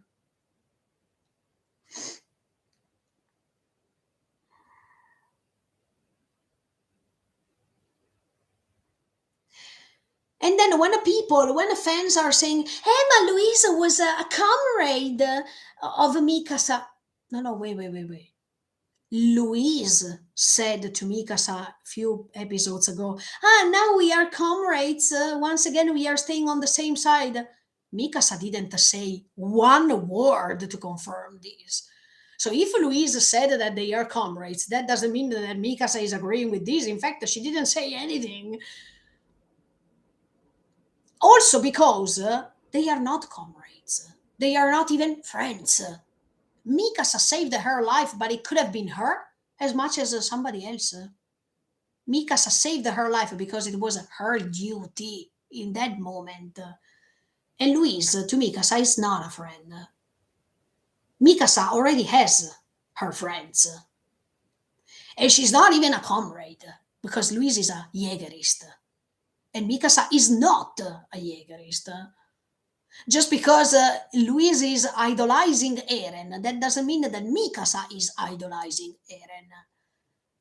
I don't think that Mikasa agrees with what Eren is doing right now. Also, because of the guilt that she is also feeling because of what John said in the previous episode.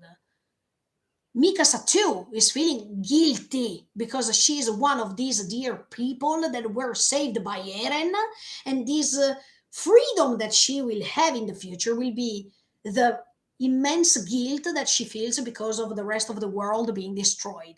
So she doesn't agree with what Eren is doing. I'm pretty sure.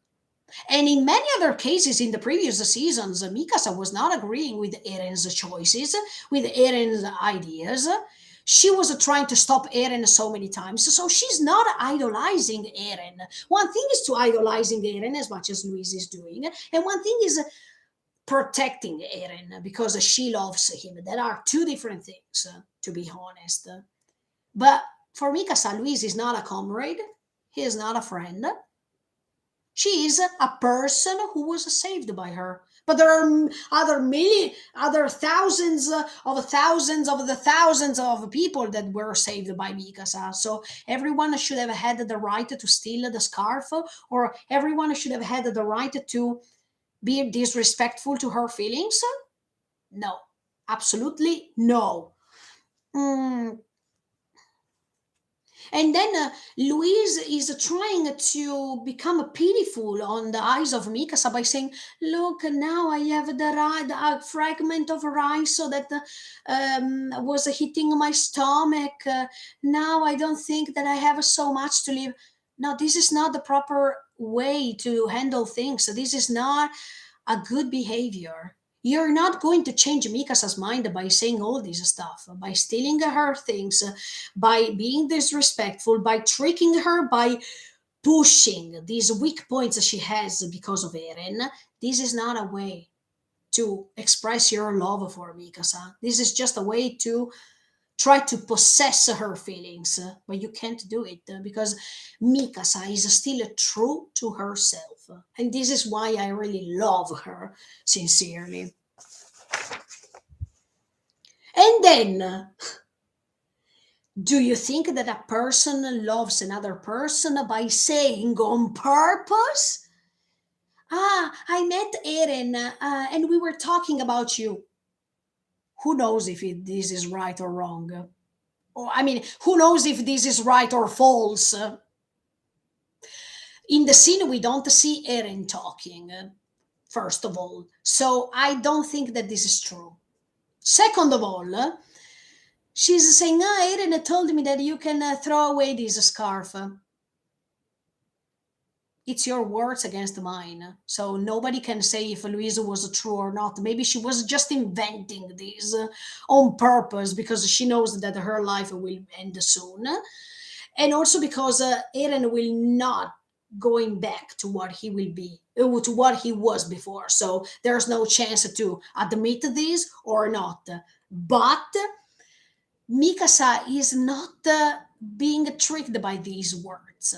because she already knows, thanks to Armin, that Eren was playing a role. So even if Louise is saying the truth, at that time, Eren was saying things like this because maybe that scarf was also a way to be connected with Mikasa. And at that time, the Tatakai, he didn't want to get in touch with her anymore because by being in touch with her anymore, feelings could prevail on the purpose he wanted to fulfill, and it was a huge mistake. But we are not seeing this scene.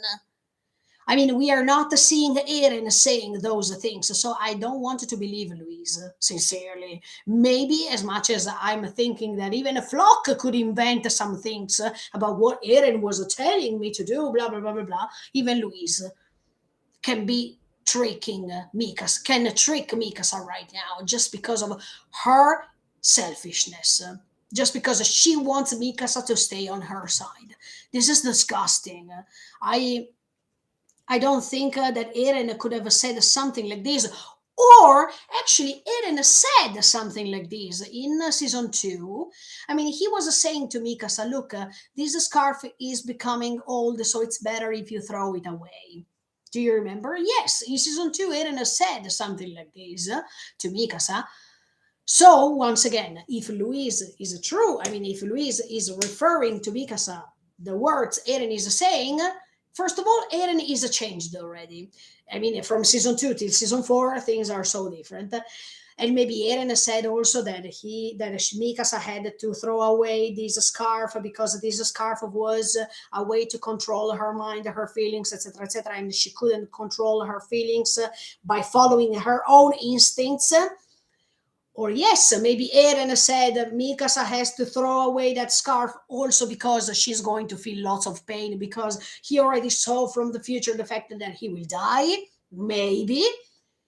But the way in which Louise is saying these things is malevolent, is a way to punish Mikasa's feelings. It's a way to dig inside those feelings as if she is taking a knife and she is hitting her.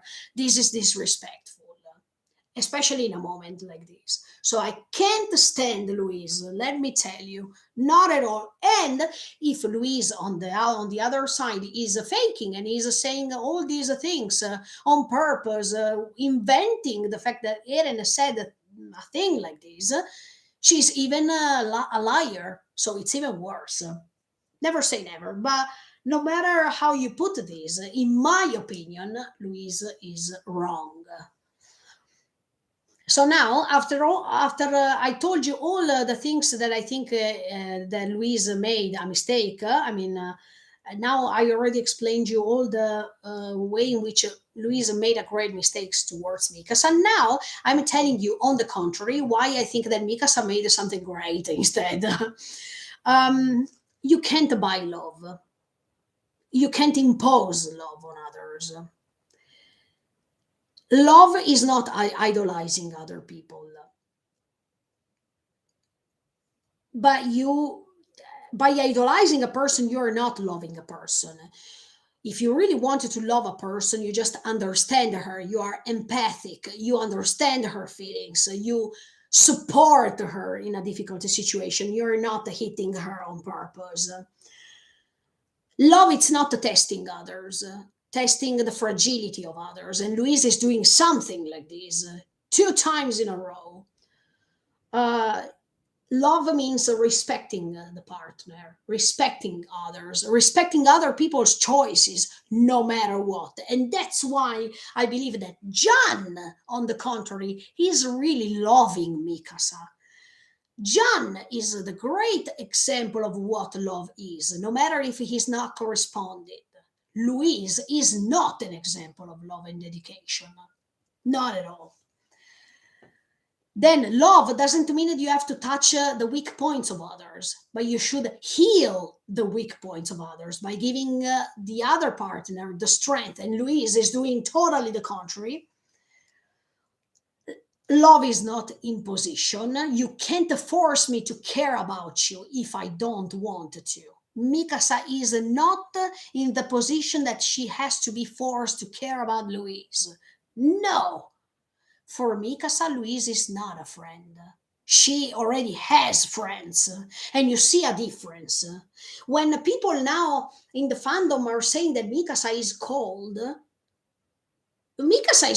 because of what Louise is saying to her all the times, because of what Louise is doing all the times. Or when people are saying, Mikasa is so cold that she can't feel anything for her friends. No, wait. Mikasa is not a friend of Louise. She has never been a friend of Louise. And Mikasa is not cold because when Sasha died, she was crying hard. So all the people who are offending Mikasa by saying that she is cold and she doesn't even know how to feel things and whatsoever, oh, if you say things like this, in my opinion, you have never watched the Shingeki no Kyojin for real. You were just doing something else while watching it. Um,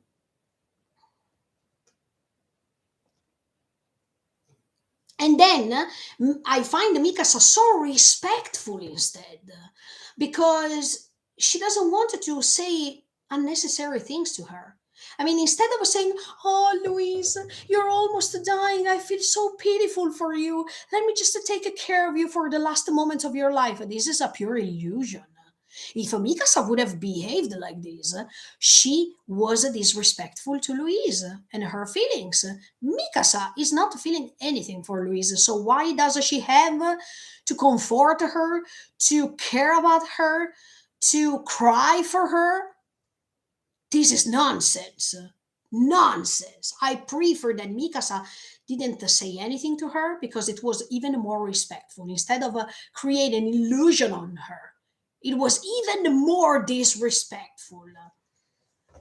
Um, Plus, all the people who are saying, "Oh, but you saved Louise, and now you are treating her so badly like this." Oh, she didn't deserve that, but what? I mean, Mikasa has never spent time with Louise as much as she has spent time with Eren. Okay? So people who are saying, Emma, Louise is like Mikasa when Mikasa was idolizing Eren. First of all, Mikasa has never idolized Eren.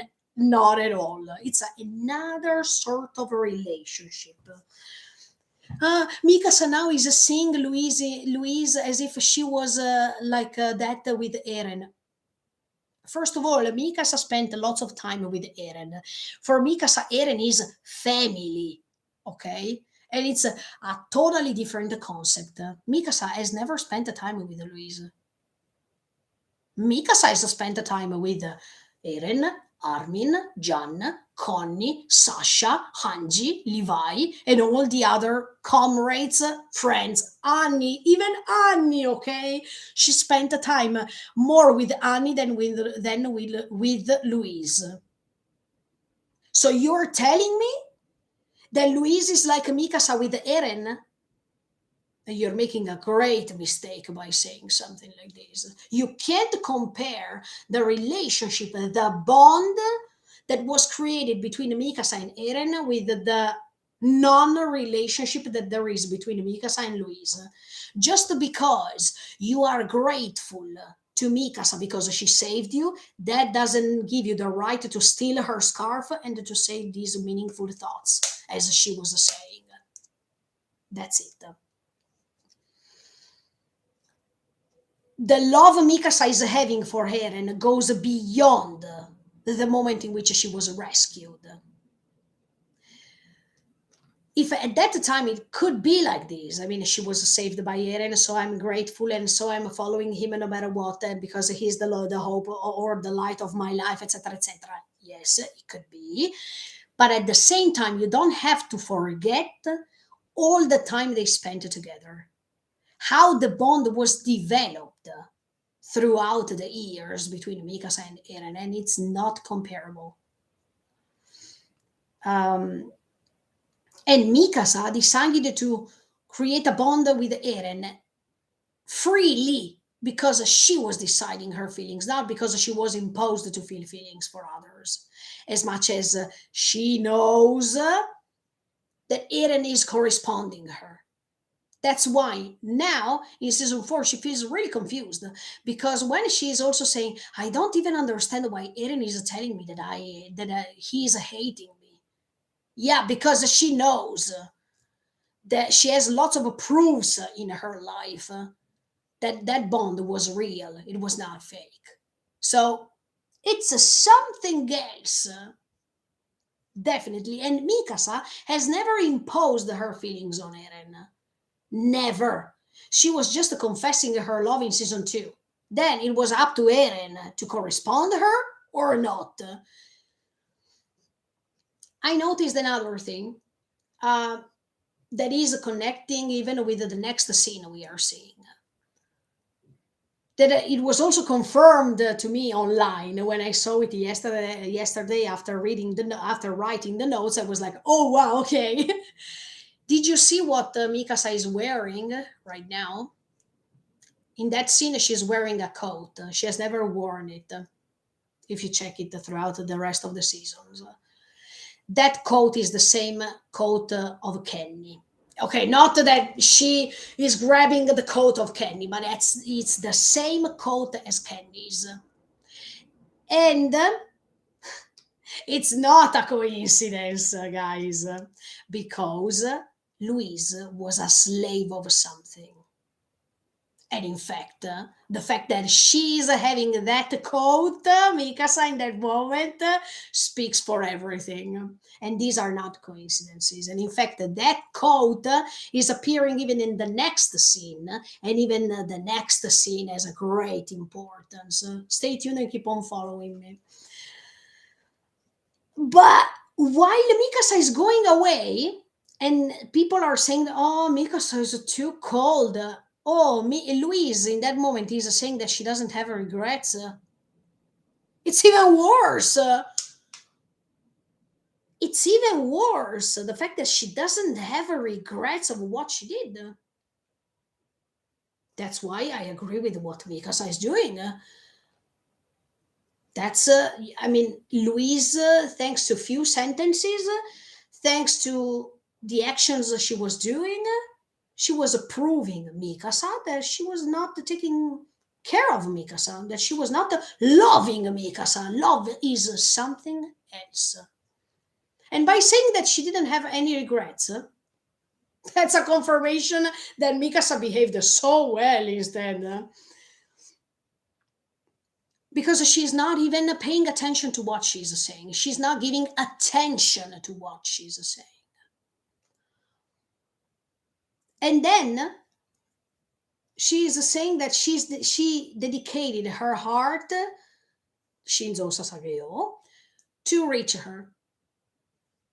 Some people can say, ah, yes, even Mikasa joined the Chosahedan to stay next to Eren. Yeah, true. But Mikasa has also saved lots of people in the meantime. Except for the fact that she was following the Chosahedan because of Eren, you need to remember what happened even before joining the Chosahedan. She was spending years with Eren. So that's a difference. Louise has never spent time with Mikasa after she was saved. And she joined the Chosahedan because she wanted to follow her, because she was idolizing her. Mikasa followed Eren to go to Chosahedan, yes, because she wanted to stay next to him, she wanted to protect him, but also because there was a bond created before. All the years they spent together before joining Chosahedan, they matter a lot and they create a great difference. And then going ahead with the scene after, you hear the voice of a person saying the rumbling is like the sound of bells that are announcing our freedom. This is scary, okay? This is scary. And it's like when people are enjoying and they make this similarity between the bells with the rumbling. Dun, dun, dun, dun. These are not bells of joy, but they are bells of death, sincerely. As you can see, you understand the concept of freedom and destruction that is turned upside down in this episode, and later I will let you understand what I mean. I will reconduct myself with one specific scene. But anyway, this sentence was pretty powerful and was pretty intense, definitely. Then the Flock is talking about the alien empire after 100 years. Dear Flock, you forgot all the other 1,900 years when you talk about the alien empire. And that's why I still remark this. Flock is making a mistake by calling it the Alien Empire, because the one and only time in this season in which we heard Alien Empire, especially in this part two, was when King Fritz was helped by Ymir to create the Alien Empire. And at that time, at that time, Maria, Rose, and Sina were not born yet, so we are not talking about the descendants of the Yumi no Tami. We are talking about the alien empire that he wanted to extend, and that alien empire was making the Yumi no Tami, that means Ymir in this case, a slave. Flock, you are a Yumi no Tami, so you, if you were living 2,000 years before, you were a slave of King Fritz. So I don't think that you would have agreed with this, even if in the previous episode he was saying, "What's so wrong to be oppressed by others?" Yeah, it's good to say it, but it's good to say it when it's not happening the same things that happened to Ymir 2,000 years before, because I don't think that you would have agreed with this. Anyway, um, he's talking about an alien empire that doesn't exist. Here we are talking about Yumi no Tami, and they are two different things. So when the flock is talking, to me, it's a reincarnation of King Fritz, sincerely. Everything that he's doing, the gestures he's making, the imposition, and the authority that he's having, this position of superiority that he has while he's talking, that he's staying over there on top of the others, as if he's ruling, as if he's demanding what he wants to do. That's like a reincarnation of that King Fritz of 2,000 years before.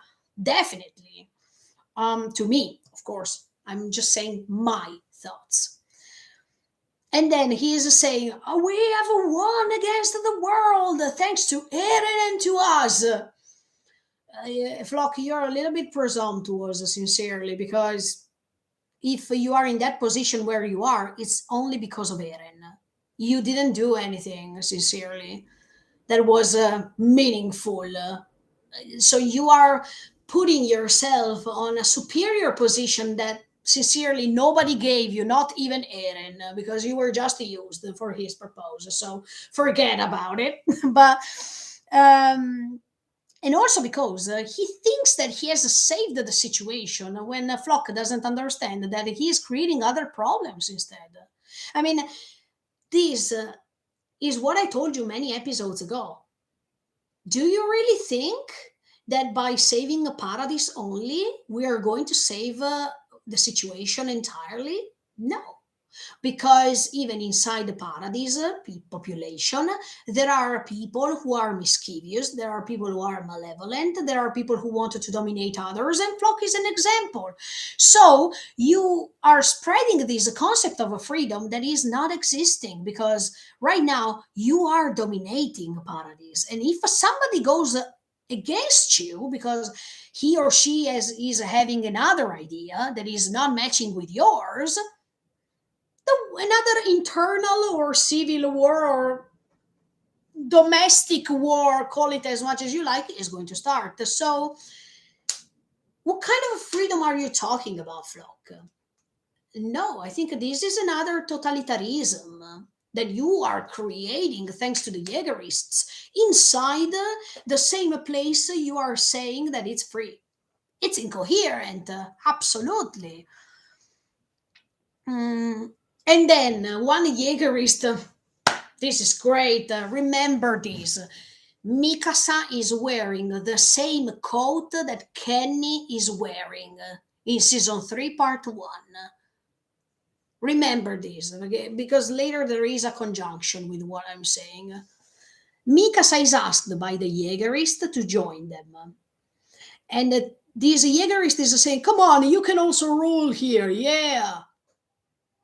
First of all, to rule on others is something that goes against Eren's beliefs. I mean, Eren wants to free all the Yumi no Tami who were slaves of the world. So you think that Eren agrees to the fact that now Flock is creating another sort of a slavery or domination based on what he wants to do? What kind of freedom is this? What kind of a freedom of slavery is this? That's why Flock and Eren, even if for some things they were matching, because of course Eren decided to match with the Flock for his purpose, Flock's ideas are totally against with what Eren is doing. If you want to free a population from slavery, then you wanted to create another internal slavery, thanks to the Jägerists. That's incoherent, sincerely. But Mikasa's answer is, I'm not interested. Good job, Mikasa, as always. And this makes you already understand that she is against the Jägerists. So how she was supposed to stay next to Louise? Question mark. But anyway.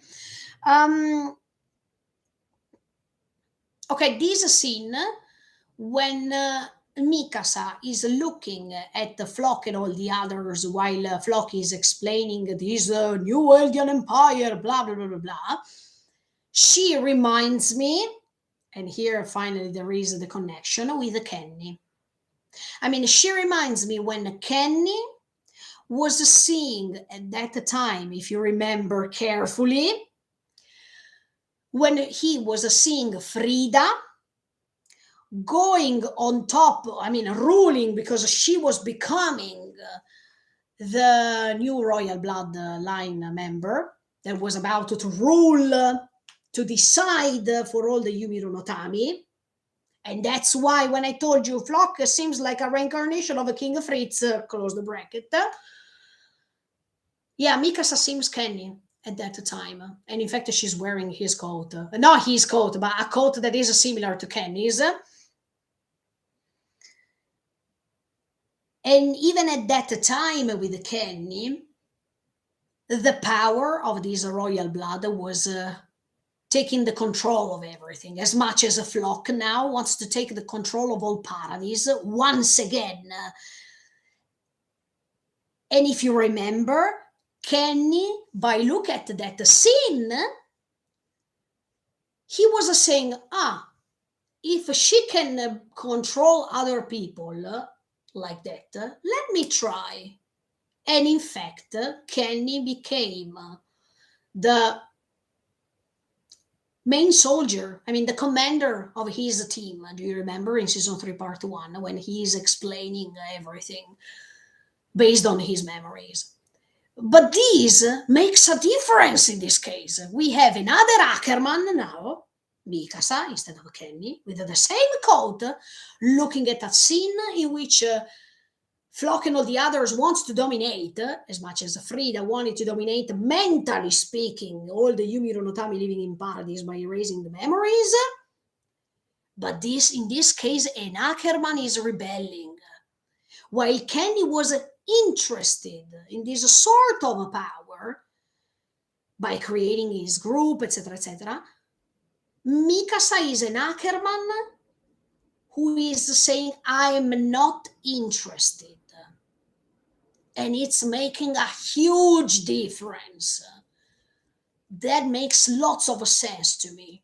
That coat is over there not because it's a coincidence. You have to remember that even Kenny was an Ackerman. You have to remember that Kenny was staying next to the royal blood line, I mean the race. And now Flock by saying what he's saying, by trying to dominate on all the other paradise population that is still living over there, he is spreading this freedom while it's not. It's like the same ignorance that was used by Frida to be spread on the Yumi no Tami. So, if you're ignorant, you're, let's say, somehow free because you don't know what's going on. So, by being ignorant, you can be free. No, it's almost the same concept. This freedom that is just a topic that is used for the favor of others, for the sake of others, for the sake of the power of others. If at that time ignorance was used, now it's used this word freedom.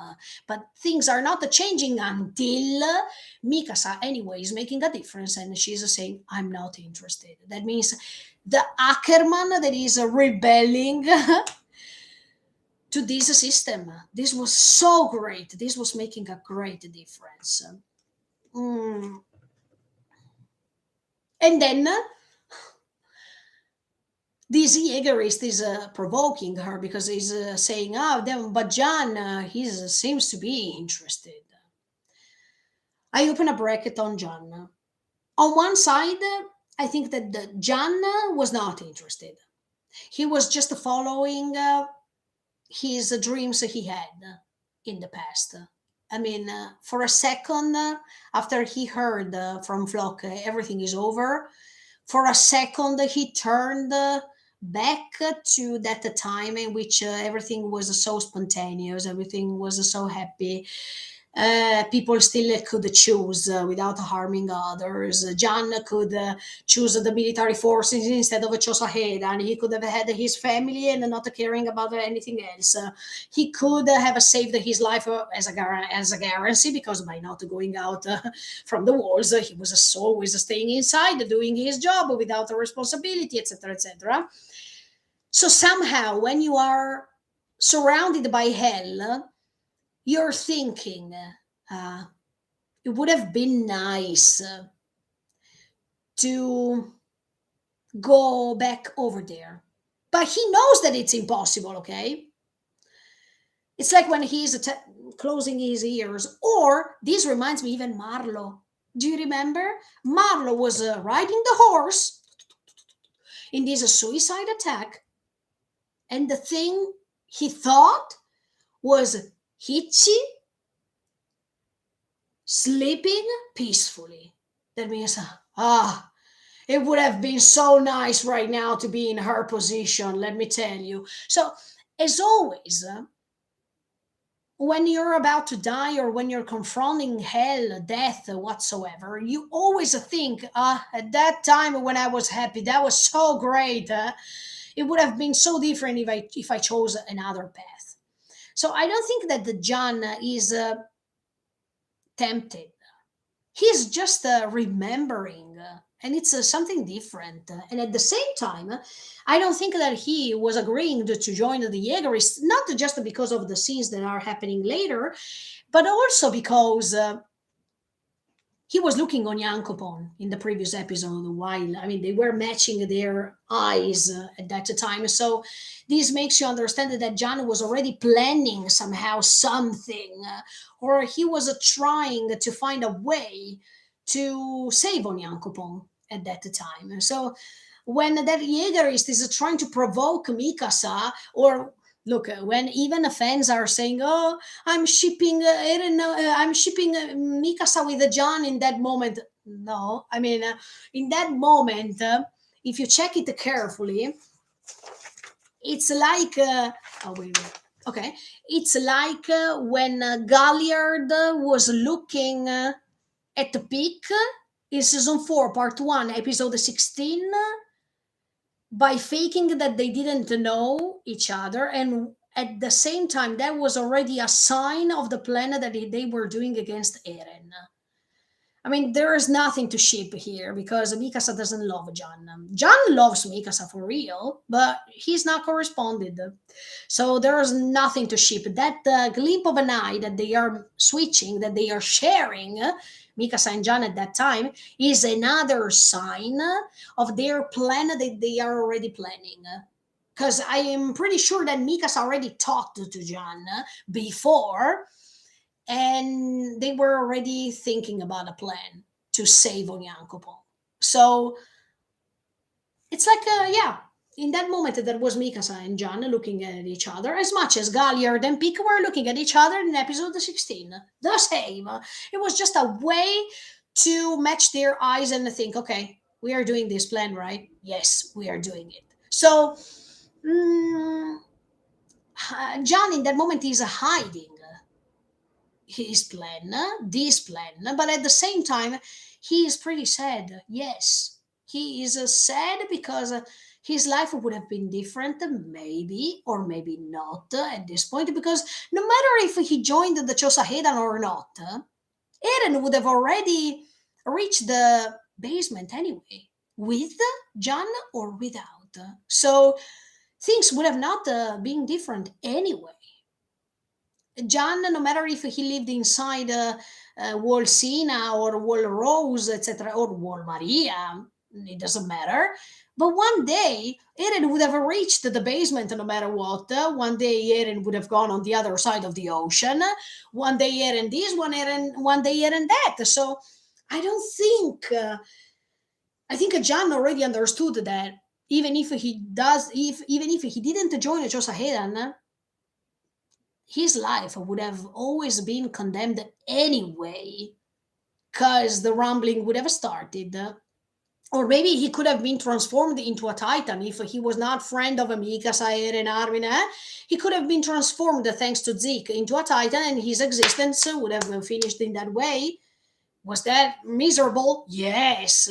So that's why I definitely prefer that that day John joined the Chosahedan, because now he has a way to take his responsibility, and it's not something bad, even if I understand that he feels pretty guilty because of the rest of the world. And this is one another reason why he joins the rest of the group when they wanted to save the world. But I will tell you about this later. Um,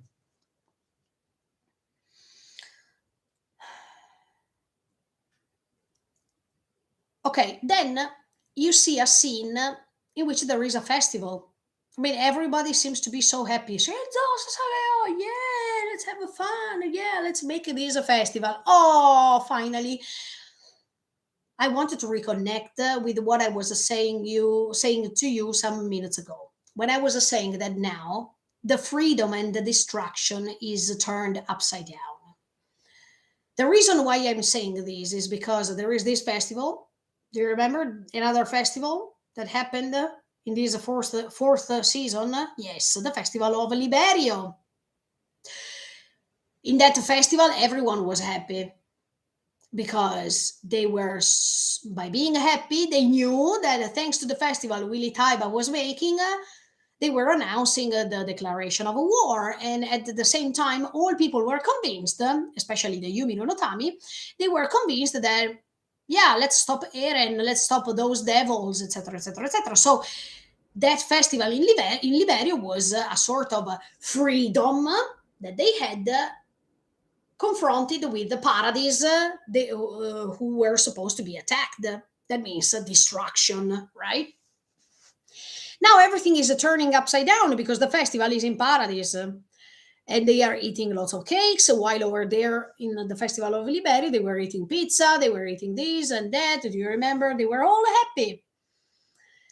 And right now, the festival, by being in paradise, it means that the destruction is in the rest of the world, and in fact, the rumbling is coming. So, as you can see, these inverted roles of freedom and destruction are so meaningful. You don't have to take it for granted. You have to remember these meaningful moments, these meaningful scenes that are evident. So if you don't catch them, I'm so sorry for you, but Isayama makes these scenes for a reason specifically.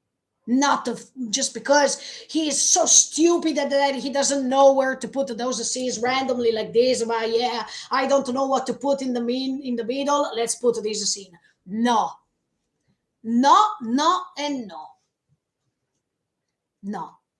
So it's so scary to see these people who are drinking and they say, "Yeah, I'm dedicating this drink to it." And yeah, while in season 4, part 1, in the other festival, we wanted to attack Eren. Haha. In this case of now, we see that everything is ready to look. There is another thing to say. Uh, Now in Liberio, in the festival of Liberio, Gabi was saying, at the end of that episode, do you remember? I feel that something is about to happen. Festival of Liberio. Now, here, we are here in this episode, something is happening for real. That means the rumbling. So, these are great connections that you shouldn't forget. Otherwise, you miss the point, in my opinion. Um, Oh, and then another critic that this episode received from the fandom is that immediately after we see Connie, Armin, Gabi, and Falco eating all together or walking all together as if nothing happened.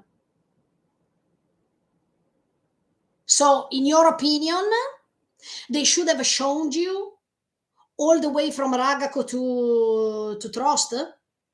They should have shown you all these moments, or maybe if they showed you all those moments, then you were saying something like, "Oh, come on, let's reach a trust. It's so boring to see all these episodes like this."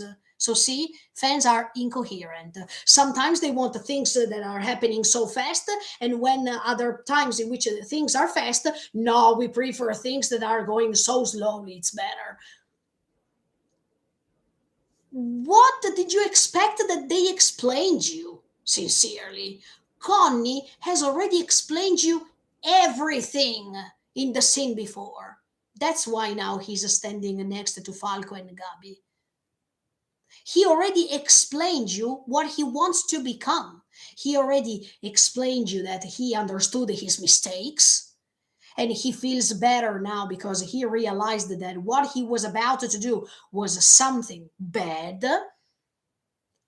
Were you expecting that Connie would have said, "Sorry, Falco, I didn't want you to do something like this"? It's implicit. We don't need to see that scene. Also, because we know what kind of what type of a person is Falco.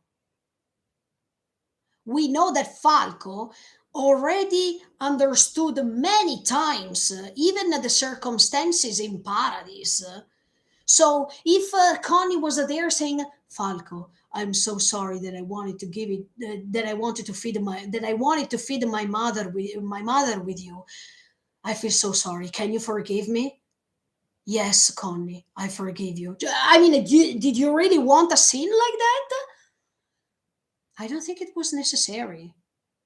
Because of Falco, by remembering everything that happened, also thanks to Gabi, and Gabi now is not the same girl as before who was spreading these news on her side only. I mean, she is equal.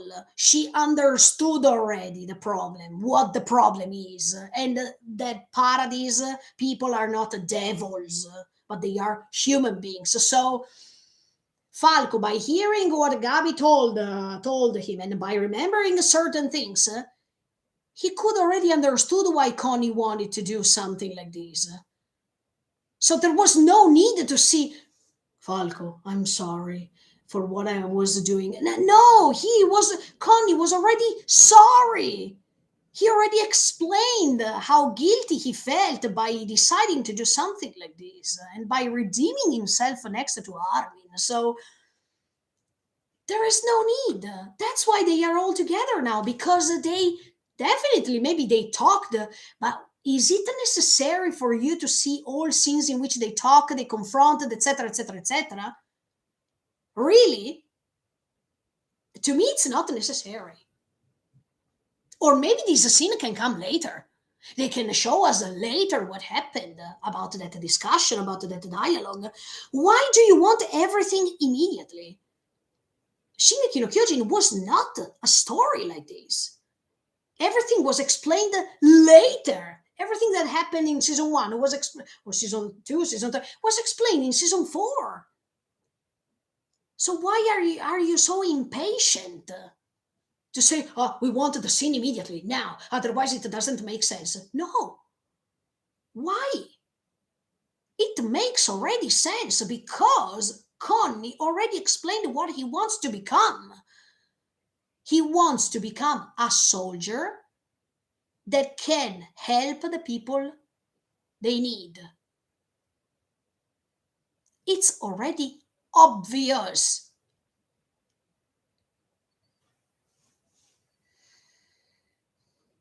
And then, oh, Armin and all another scene that was criticized.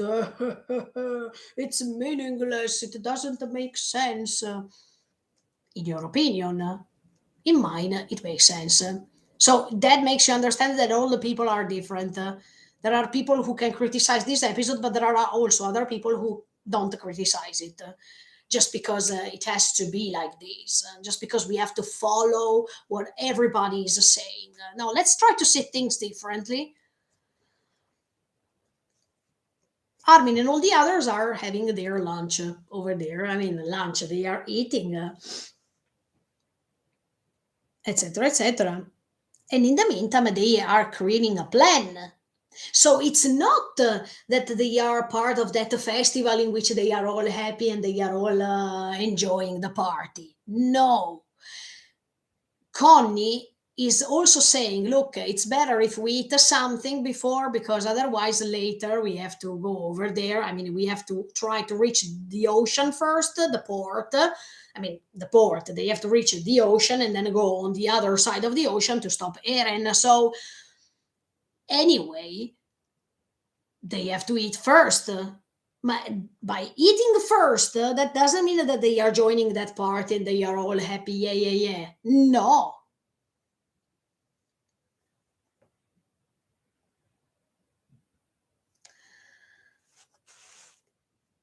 So it's coherent to me. Before a battle, even in previous seasons, do you remember when Sasha was alive and there was the battle to regain Shiganshina? Do you remember what they were doing before? They were eating. And Sasha was saying, "Oh, finally, it's time to eat meat." Do you remember? They were eating before starting a battle. So even here, Connie's saying, before we have to start all this thing, it's better if we eat a little bit. It's coherent. Then Armin is talking about Annie, discussing with them what can happen about this cocoon that is melting, without even realizing that she is next to him. What's the problem? It has never happened. Look, even in Naruto, it happened when they were talking about Itachi in the village of the leaf, and Itachi was behind them eating the ramen. No, eating not eating the ramen. Sorry, he was eating dango. And in the meantime, Jiraiya, I think he was with Naruto, or he was with no, he was with Kakashi. And at the time, he was talking about Itachi and how bad Itachi could have been to the village of the leaf if he could step inside of it. He was behind his back, listening to them. Armin is talking about Annie to all the others without realizing that Annie is here.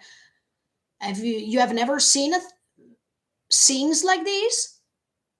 Come on, it's not something bad. Not to me.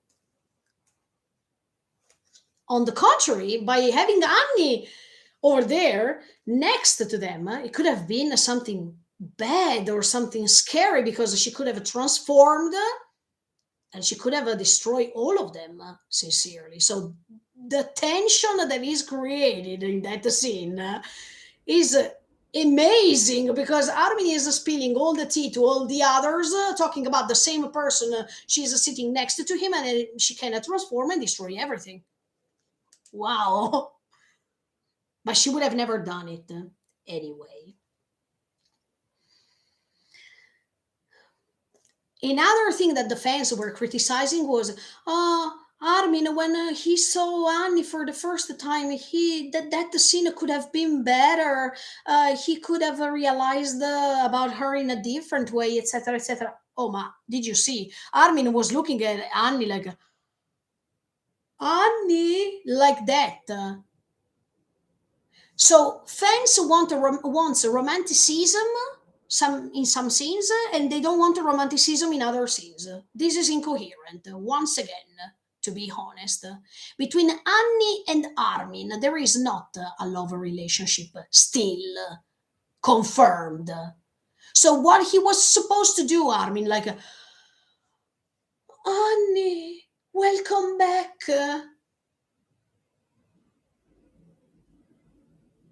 You have to remember the characters here. We have Armin, who is always insecure about his feelings, the way in which he is saying things, whatsoever. And we have Annie on the other side. So Annie was supposed to say, Armin, thanks to talk to me for 4 years straight. I appreciate that. You need to remember Annie's way to approach people. If you think that scene should have been romantic, you didn't understand Annie's background story. You didn't understand how Annie is behaving with other people. She was really clear in the previous episode how she became like this. If you didn't understand that episode, you should rewatch it before complaining. Plus, Armin should have said, Annie, Hisashi Burides, long time no see. Oh, Armin was looking at Annie for 4 years straight by looking at the cocoon. Wasn't it unnatural to say something like this instead? He was talking to Annie every single day for 4 years. That means that Armin has always seen Annie in front of him. And he also knew, especially recently, that Annie was listening to him somehow, because also because of what happened to Lara Taiba, somehow, that she could feel anyway, no matter if she was inside that cocoon or not. And even if they don't show you that Eren maybe told them that maybe he could find that Lara Taiba was alive inside the cocoon, etc., etc., it's implicit. But one thing is, if Armin has never seen Annie before for 4 years, in that case, you expect a scene in which Armin is blushing, or Armin is saying, "Oh my! After 4 years, here she is." I can understand that if he has never seen Annie for 4 years straight, and in fact, the reaction Reiner is having is totally different because Reiner has never seen Annie for 4 years straight. But Armin is always going over there in the basement to talk to her for 4 years straight. So what are you supposed to do if you see her like this? Annie, that's it. I don't think that this is a huge problem. I mean, fans wanted that there was a romantic scene between the two characters who don't know how to be romantic, or they wanted the romantic scene between Annie and Armin, but they don't want a romantic scene between Eren and Mikasa. See, the fandom is incoherent. To me, this way in which they approached it was coherent because Annie is not a romantic woman and Armin is not the type of man who can make romantic statements. So this is coherent. And,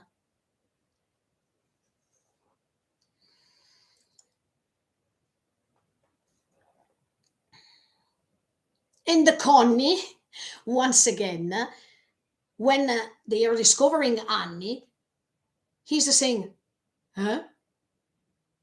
Another time, he's saying, huh?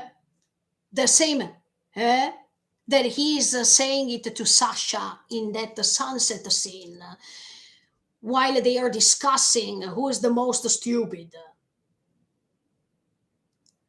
And Annie is having the same face that Sasha is having while she was eating a lot every time, like this. Even Sasha was doing it in previous seasons. And also, Connie remembers while laughing because everyone was criticizing that laughter. I don't criticize it. First of all, because it's like as if Connie is seeing Sasha after such a long time. And this was really painful because at the beginning of the episode, he was talking to Sasha in the forest. So everything is connected once again.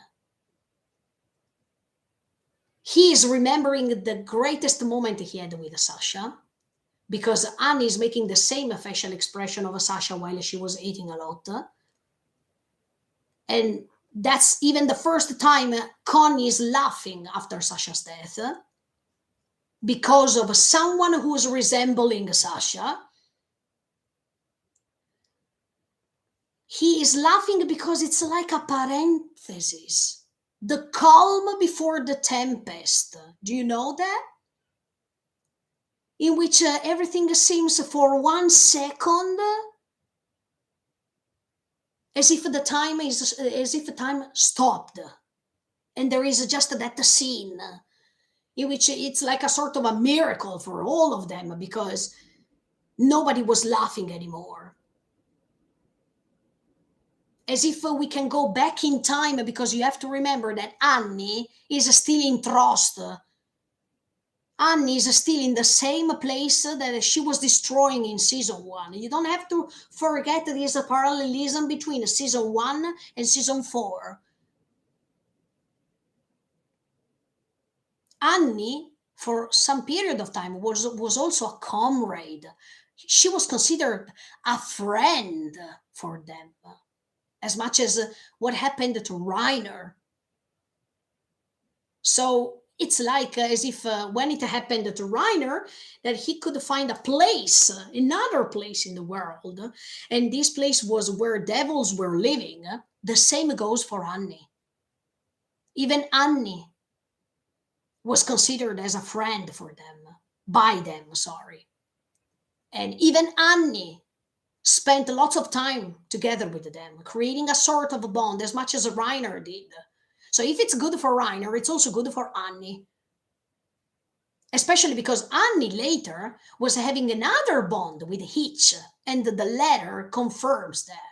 The letter that Annie is leaving to Hitch is a confirmation that even Annie found an attachment in Paradise, as much as Reiner found an attachment in Paradise thanks to all the others.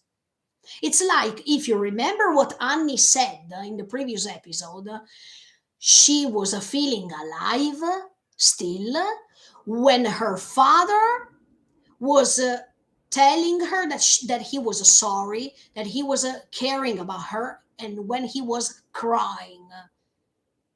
So it's like as if Annie, by meeting Hitch and by seeing that Hitch was trying to protect her, it was another confirmation for her that she had found another place in the world, not just that of her father, but even other people in the past were considering her as a friend. So you don't have to forget all these things.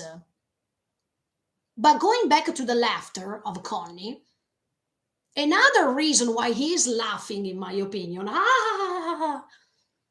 is because he had in front of his eyes the confirmation of what Sasha said in season one, talking about her. Sasha was saying that Annie loves sweets. And in fact, she was eating an entire pie. So Connie is laughing by remembering Sasha's words about Annie. Connie is laughing because Annie, is having the same facial expression of Sasha. Connie is laughing because for a second he could go back in the past. Even if he is surrounded by destruction, there is that moment of salvation that can make him feel as if nothing changed so much. And it can be in a good way or in a bad way, both. But we are still in Trost, the same place where Annie was there in season one when she was attacking everyone.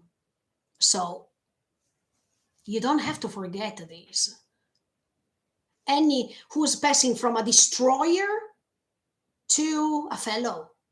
But why she wants to go with them?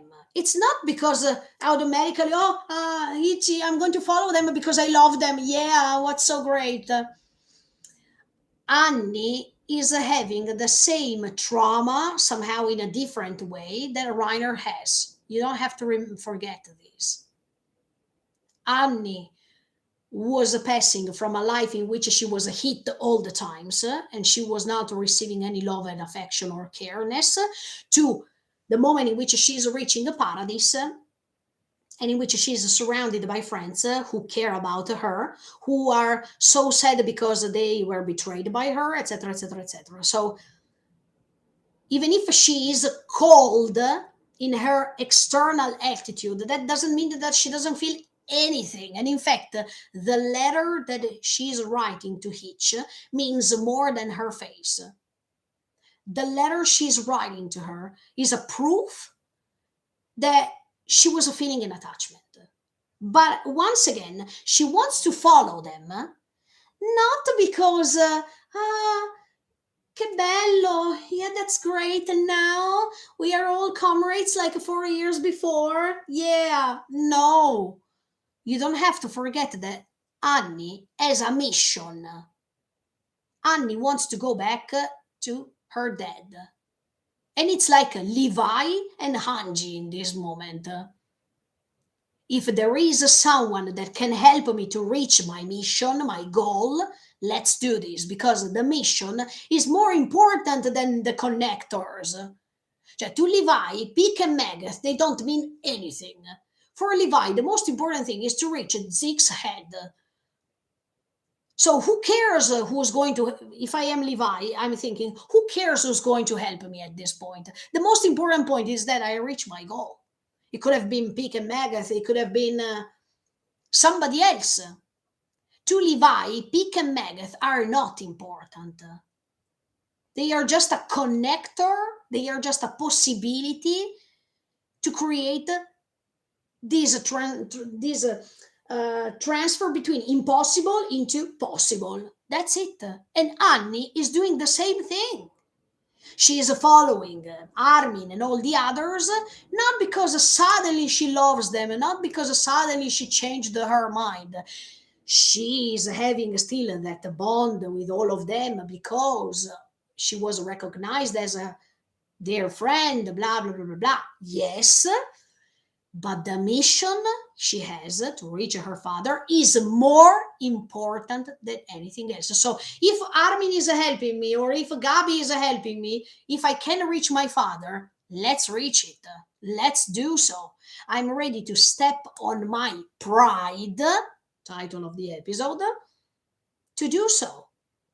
Because the mission is more important. My father means more than the people who are helping me to do so. It's not incoherent. It's coherent. Annie already explained us in the previous episode that she is able to do everything she can in order to reach her dad. But between the laughter and the scene in which you see that Hitch is reading the letter, of course they talked.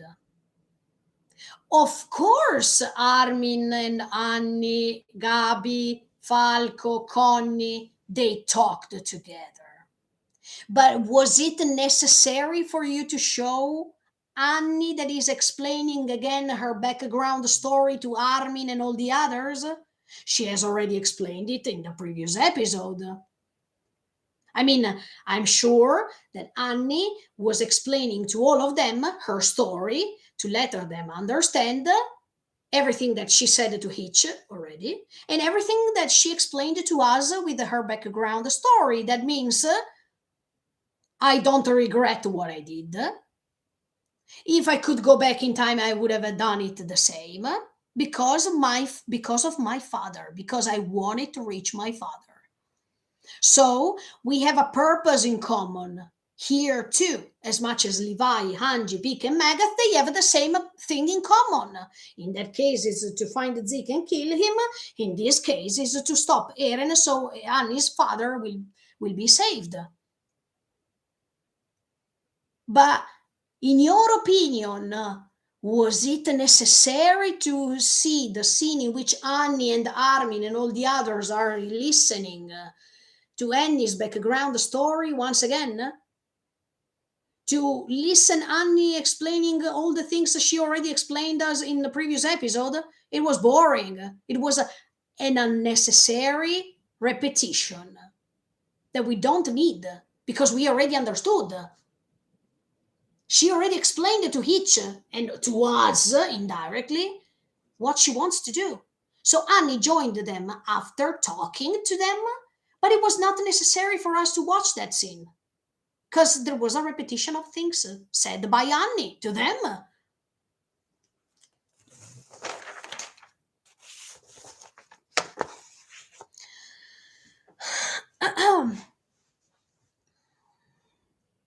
So Annie that is passing from an enemy to a comrade or an ally, it's not so incoherent, especially if you understand the fact that Annie, even if she has a different attitude from Reiner, still doesn't forget those moments in which she spent time with them, and the letter to each is a confirmation, as much as her mission is more important than anything. So let's become an ally. If it's convenient for me, let's become an ally. You don't have to forget that Shingeki no Kyojin is talking about human beings and their selfishness. So Annie here is selfish because she's saying, let me use this Ellie that I found, Armin, no matter if it's Armin, Gabi, Falco, and whatsoever. But if those people are helping me to reach my goal, let's do so. It's a selfishness.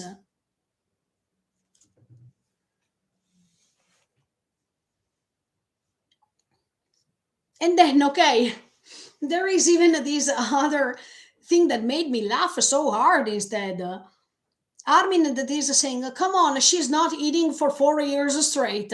Okay, it made me laugh, sincerely, because it's true.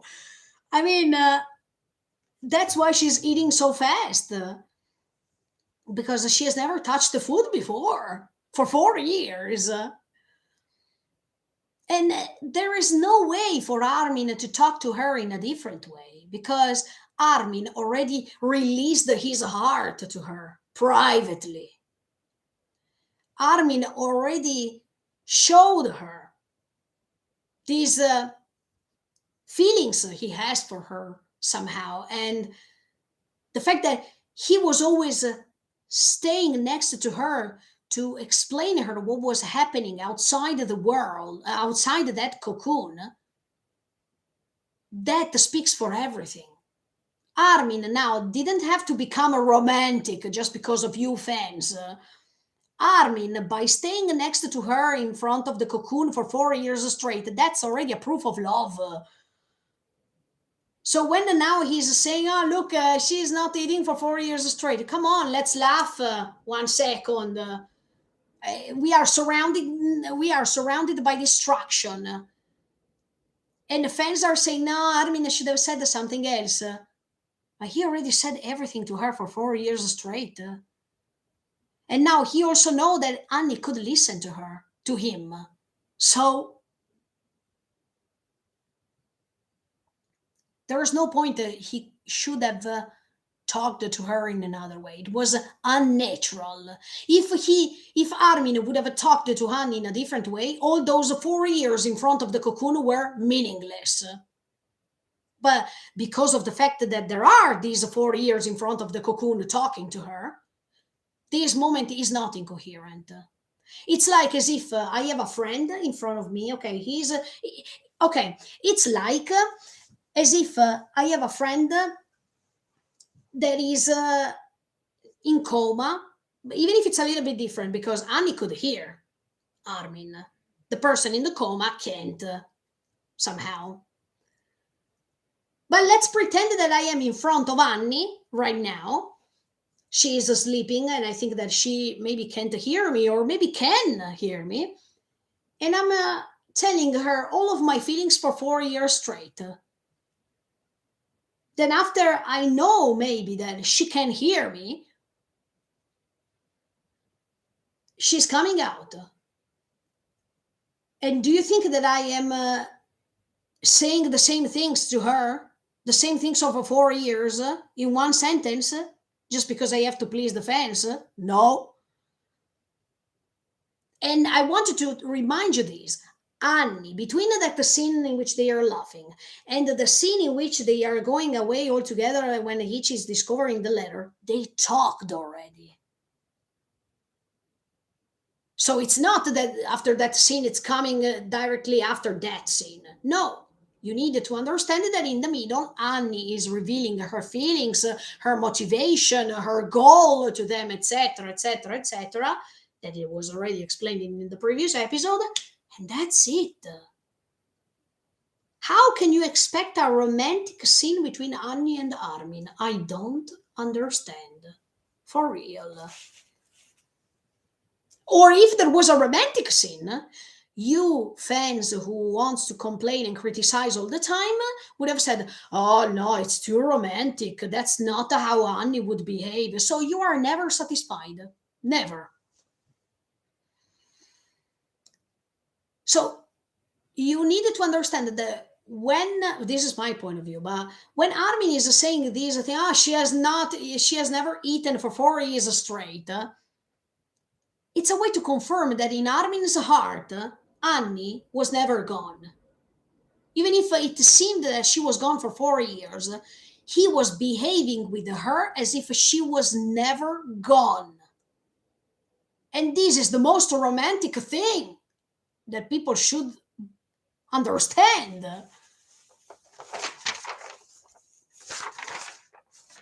So to me, everything is coherent for this reason.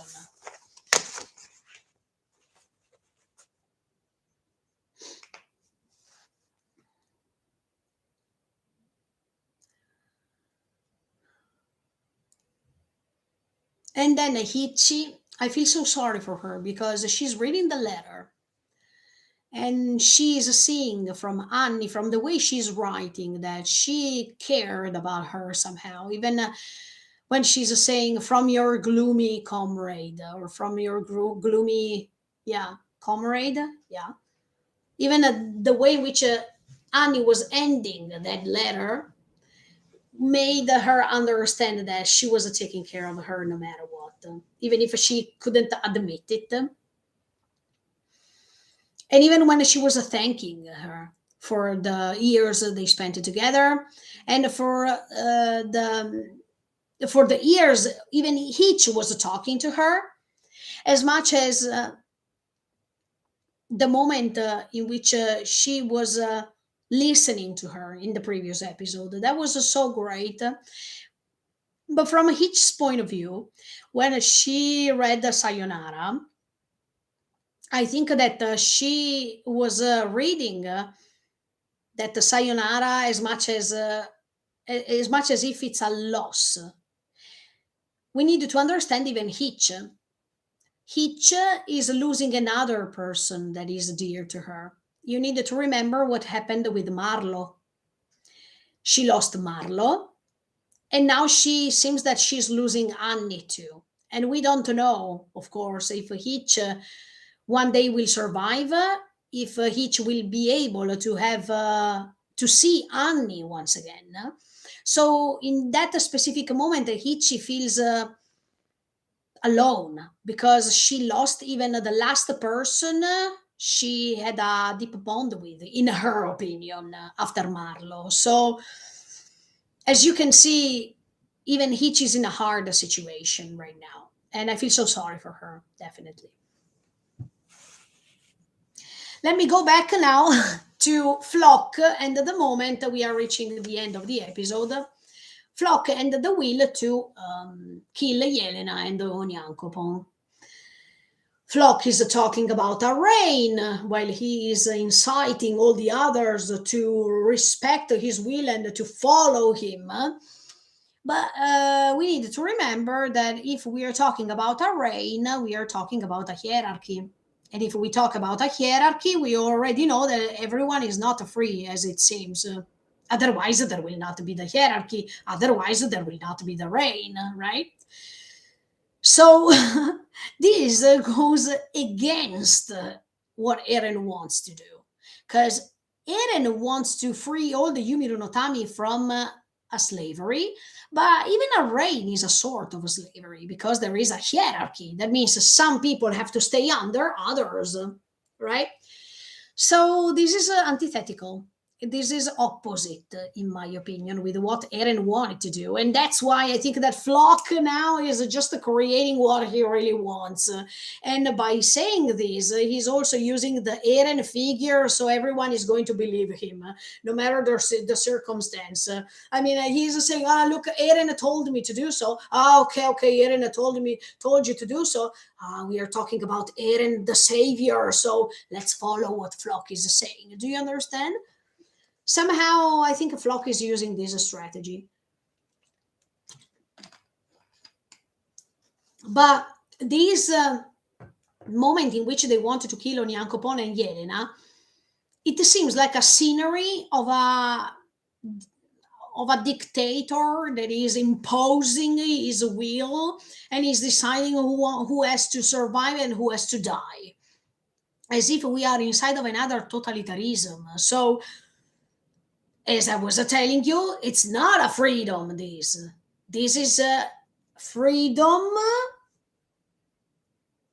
that is meaning other things. And I mean, freedom that is hiding this totalitarianism. And that's why I'm saying that to me, Flock seems the reincarnation of a King Fritz, because first of all, he's promoting the forest, the concept of the forest.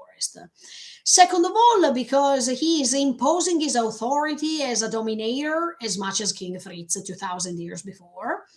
Flock is a Yumi no Tami, so he is descending from both Ymir and the King Fritz.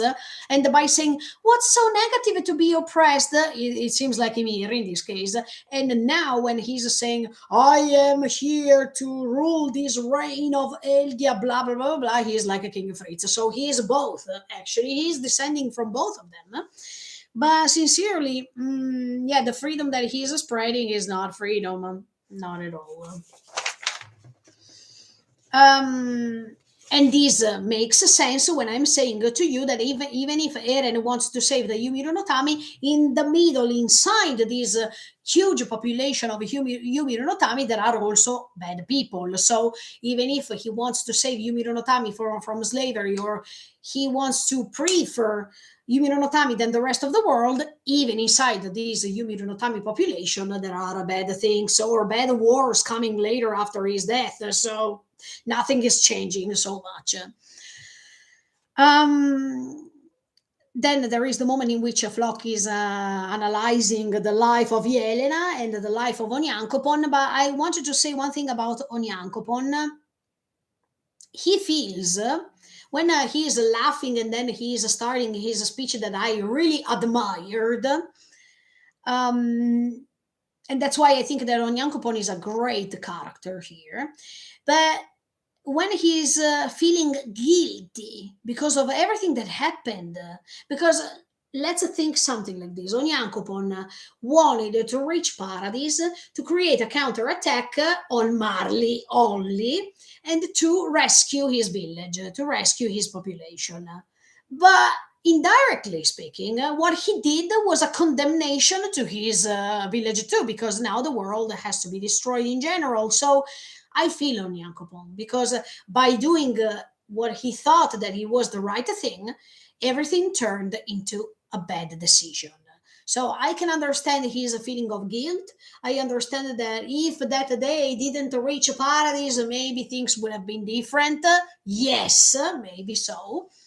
And yeah, even when he's saying, you paradise people should understand more than anybody else what it is that Eren is creating means.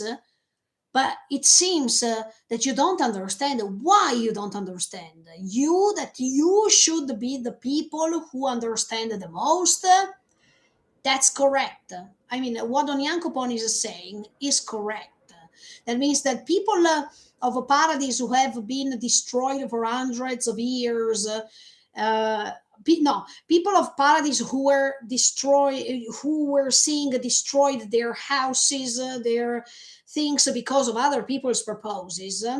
Because they had to be defeated. Why they can't understand that what they are doing is almost the same. I mean, not almost, because of the proportion is different, but why they don't understand this? And Onyankopon is totally right, but Onyankopon doesn't remember the fact that human beings are creating the cruel world. I mean, the culprits of this cruel world is human beings, because they by their actions are creating this world. So if the world is cruel, it's because of human beings living in this cruel world, because they are creating this action and a consequence, action and a consequence. So Onyankopon, I really agree with what you say, but you don't have to forget that these people, by being attacked, now they wanted to survive by attacking others. This is the leitmotif of this story, and we can't change it, unfortunately. And that's why I'm saying that even Eren is destroying the world, then what's left, the Yumi no Tami population, maybe can create a war about something else. So this thing that Eren is doing is just an illusion for him. And maybe later he will discover that what he did was simply meaningless, because he was basing himself on the beliefs that he was thinking thanks to what he saw from the future. But maybe he didn't see everything from the future. So it could be a Grisha part too. Do you understand what I mean? And then Jan is missing to shoot Onyankopon, and you understand that Jan would have never killed Onyankopon, also because of the previous episode. And at the same time, that was a sign for all the others waiting for him on the other side. That was amazing. This way that reminds me season 3 part 1, when they were all organizing themselves to create these plans that was creating these tactics, as if this group is still not changed, as if they have still that intention to create these strategical plans that are successful as much as they were successful in season 3 part 1. That was really nice to see. And John saves a flock too. Oh, I was not expecting this, but we all know that John is like this. He's kind. He's a kind-hearted man. And when he's missing to shoot Onyankopon, this reminds me when he was also missing Falco, when he was about to be shot. In season 4 part 1, when he's in front of him because Falco wants to save a pig, and John decides to move away. So as you can see, John, yeah, is a great character also because of his humanity. Yeah. Mm, so this signal was made because of these 4 shots. Everything was planned, and this makes me understand that when Mikasa was looking at the John at that time, it was all planned already. Because yes, as I was telling you, it was like a Pick and Galliard in episode 16, when they were looking each other without let other people understand what was going on, and everything was already planned from that moment. Uh, And then Flock realizes that he is almighty until a certain point because he didn't even understand where Mikasa was. He was so focusing on his almighty power that he thinks that he has that he was not thinking about the rest.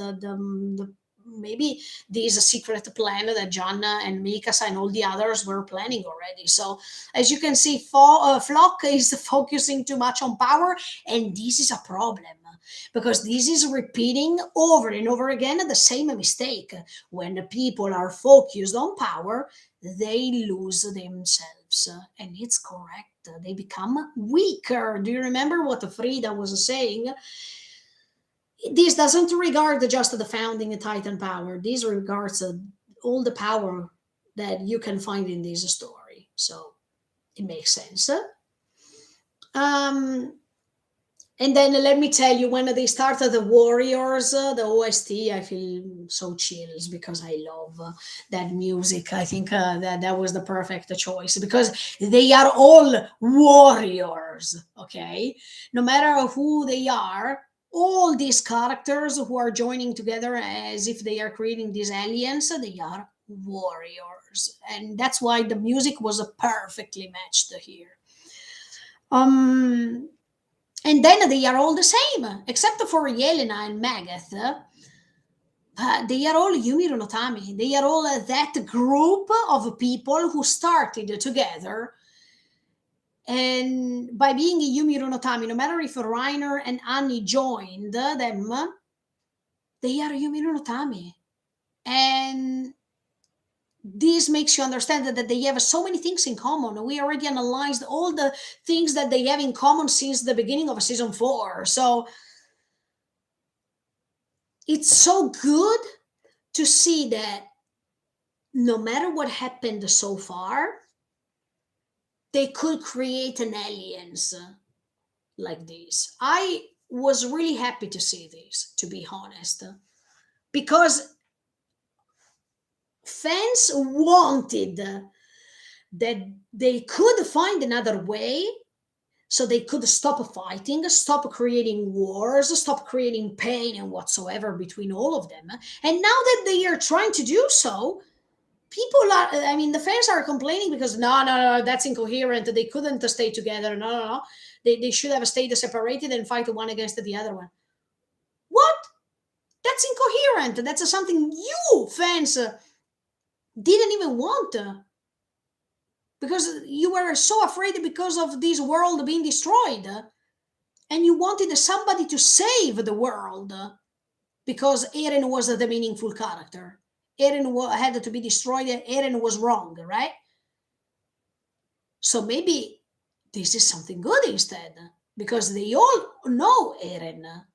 They all know how to get in touch with Eren, to talk to him, to let him understand what he is doing because maybe even Eren is confused right now. I mean, he's just following this immense power he has because of Ymir, but he's losing his mind.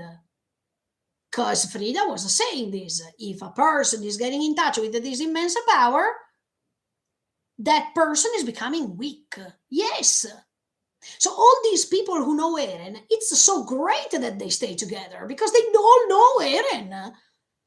But also because it's the contraposition of what you have always complained. That means Eren is wrong, Eren is mean, Eren has to be stopped, Eren is doing something incredibly negative, he is creating a genocide and whatsoever. Yes, so by creating this, there has to be even a counterpart that has to stop him. And that's what Eren wanted, actually. By going against Mikasa and Armin that day, he was hoping that they could go against him. As I was telling you many months before, Eren wants this. Eren, in my opinion, wants to become the target of the world and be destroyed by only the people he loves. Because that's the only way in which he can accept his death.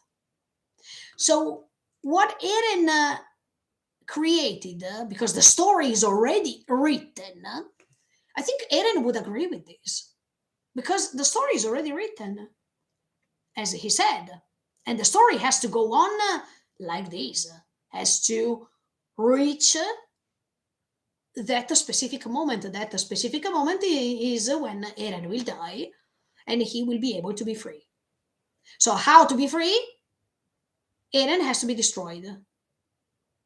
Eren prefers to be destroyed by his friends or by strangers? By his friends, because it's the only death he can accept to rest in peace for real. And in fact, he will be destroyed, in my opinion, by Mikasa, Armin, and all the others, or just by Mikasa. But in order for Mikasa to reach over there, she needs help. Or in order for them to reach Eren so they can destroy him, they needs help, they needs an aliens. So to me, this is absolutely coherent. And when they are going away, I mean, these aliens that is about to be created, I mean, when Armin, Mikasa, Jan, Connie, Sasha, Sasha, Gabi, Falco, and Annie, they are going with the cards, you see that a person is watching them. In the reaction video, I was telling you who's watching them. I give you two options, sincerely.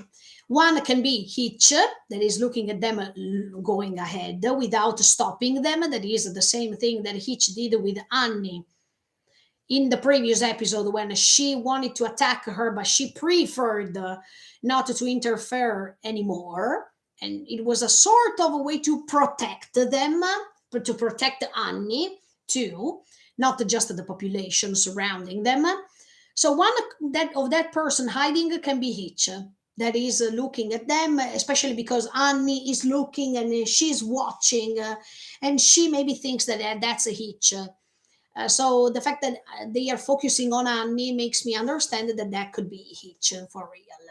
I was also thinking about the Sadis, sincerely, because Sadis was coherent with what he was saying. He was talking about these new generations that are predominant instead of the old ones, that the old generation's time is finished and somebody else has to come and solve things in a different way. But also because Sadis was saying to these people, look, now for you it's not the time to fight. He was talking to the other Chosa, new maybe future Chosahedan members. You're too coward to fight right now, but one day you have to impose yourself and start fighting without forgetting who you are, your true self. So that's why I was thinking, was that the Sadis or was that the Hitch looking at them? But anyway, by focusing on Annie, I understood that maybe, yeah, that was a Hitch accepting Annie going away and all the others having their mission fulfilled somehow. And this reminds me, yeah, when Hitch left Marlowe going on war in season 3, part 2. It was the second time that Hitch left somebody who cared the most going. Then, okay, the ironic statement of Hanji regarding Pig's teeth. Oh yes, this is why I love Hanji so much. I mean, I like when she's talking like this, and while she's provoking Pig. Wow, I think Hanji is unbeatable about these sort of things. I was laughing hard even when I rewatched the episode.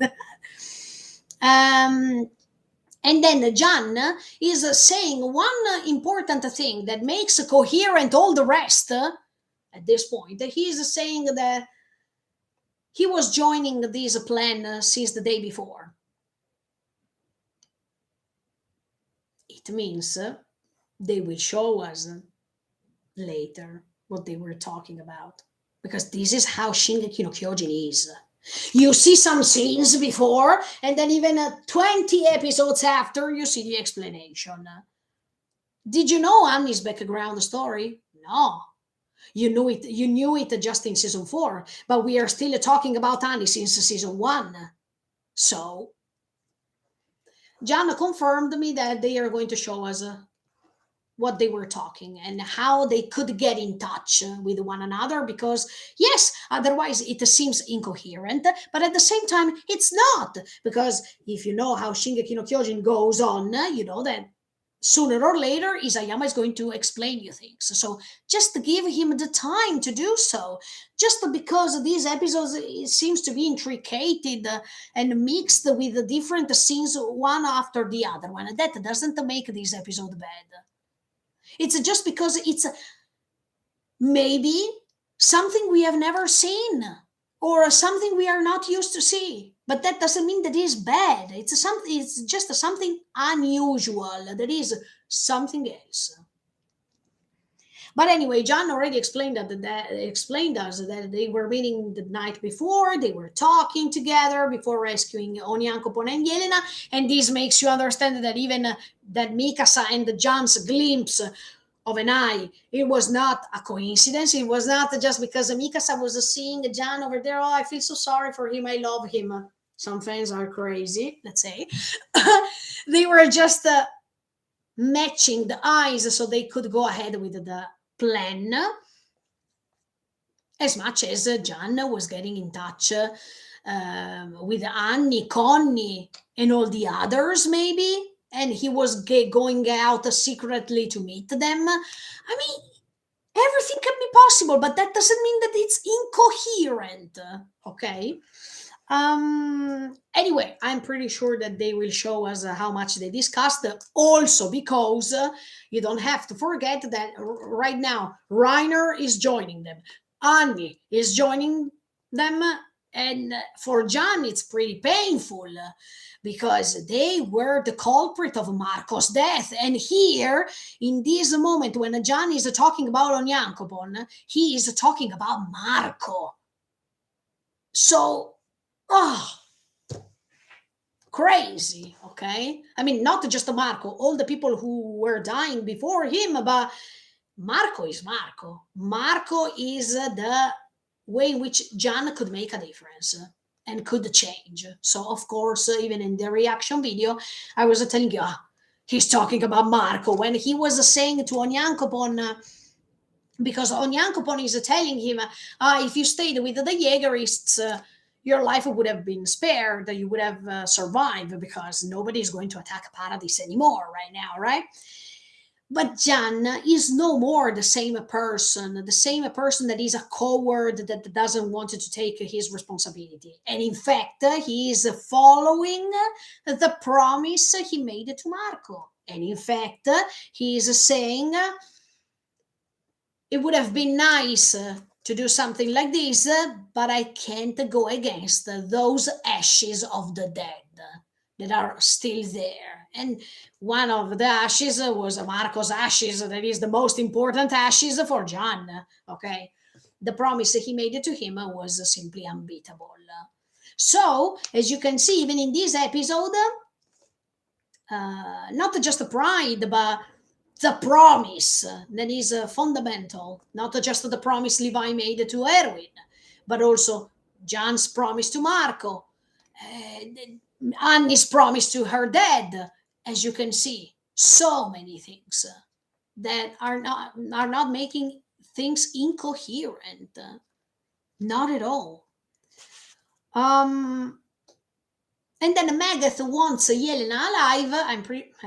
No, not that I'm sure, but I'm just guessing. I think that he wants her alive because she knows how to move, and she knows how to reach maybe on the other side of the ocean, some places. She knows some things strategically speaking. She also knows how to modify her voice. Do you remember at the beginning of season 4 when she was helping all these Paradise people by being a fake volunteer, and she was attracting other ships of Marley to Paradise so they could destroy or they could take advantage on them. So Yelena, strategically speaking, is pretty great. She can create a path for all of them. So that's why Magath wants her alive. Or I don't know, maybe is there another reason? We will see it later. But then Reiner, that is looking at Annie for the first time after 4 years. Reiner is not like Armin. Armin saw her every day for 4 years straight. Reiner didn't. So Reiner is like, where am I? Am I in a dream? And then he is kicked. Yeah. And I think that Annie wanted to kick him instead of saying to him hello, because it's because of him. I mean, it's because of Reiner that she found herself in the cocoon for 4 years. I mean, if a Reiner at that day when Marcel was eaten by the fake Ymir, if they went back to Barley that day, all the rest would have never happened. But it's because of Reiner's choice that Annie was confined inside of that cocoon as a consequence. So, of course, she can't say, Reiner, hello, my dear comrade, I love you so much, thank you so much. No, but this makes you understand that Annie is not the type of girl that can be romantic anyway or can be sweet. It's not part of her attitude. So, this makes you understand that even with Armin, no matter if she admires Armin, she cares about Armin, she loves Armin, etc., etc., etc., Annie is not the type of girl that can convey feelings through words. In fact, to Hitch, she was writing a letter. And this makes you understand that what you were expecting between Armin and Annie is impossible. That doesn't mean that there is nothing. No. I still believe that Annie loves Armin and Armin loves Annie. But they are particular. They can't be romantic. It's not a part of their instincts or the way in which they are expressing themselves. So instead of criticizing that scene between Armin and Annie and the cake, and this way in which Armin was confronting Annie like this, you need to understand the psychology of the characters. You need to understand that Annie is not like Mikasa, that was confessing her love in the best way in front of Eren, and you can't expect that Armin is like, I don't know, Bertold, who was even ready to confess to Annie his feelings. Do you remember? So they are all different. Your expectations can't be always true to these characters you're watching. You have to detach yourself a little bit from your expectations and see the characters as they are. That's it. Oh, yes, if a well cultured man of anime, a fan of Demon Slayer that is saying that the part two is worse than part one. Congrats. This is how you are coherent. Okay. Uh, anyway, um, Reiner is surprised. Annie is cold. No, I mean, sorry. Reiner is surprised. Annie is so cold that she's kicking him. And Reiner, of course, when he is looking at her, he feels really guilty because of everything that happened. Um, and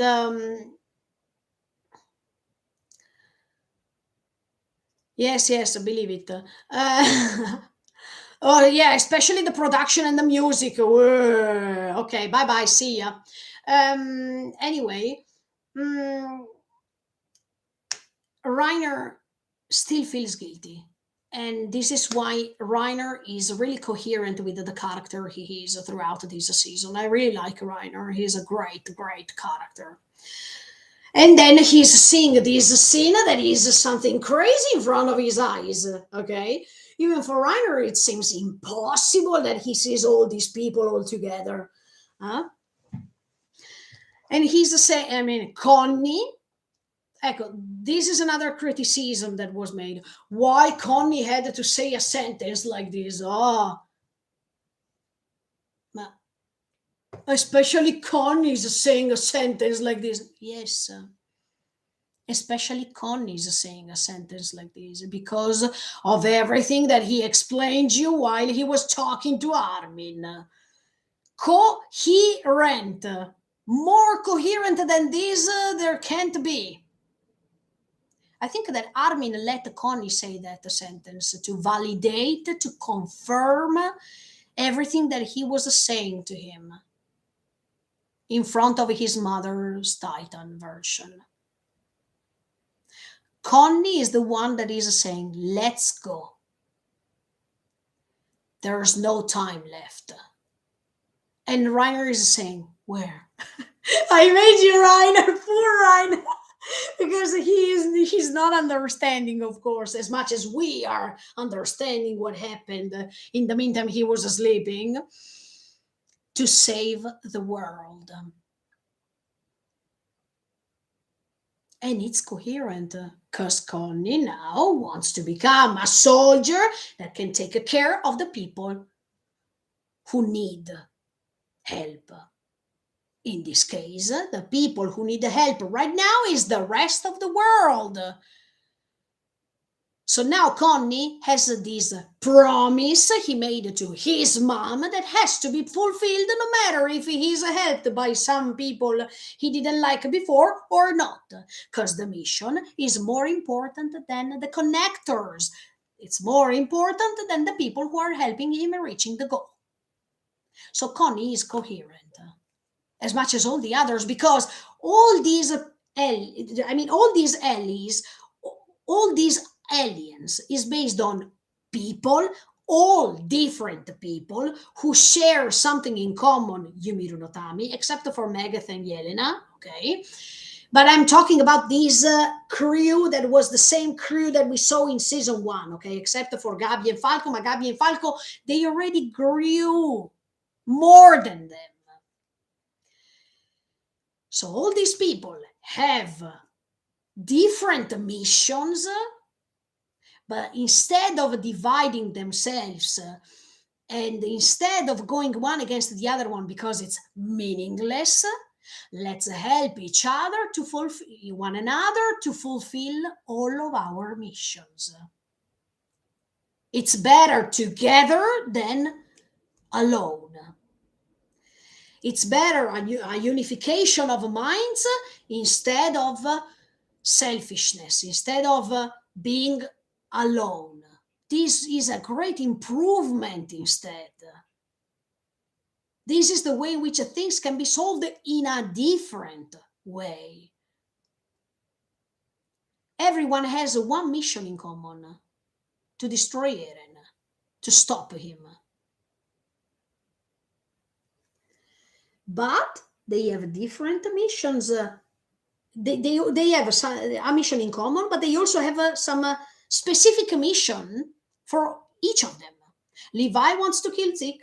Pika wants to have the revenge on Zeke. Megath wants to destroy Zeke. Then we have Connie who wants to become a soldier, blah, blah, blah, blah. Armin who wants to be a great commander because of the mistakes he made before, and he wants to save others as much as Connie.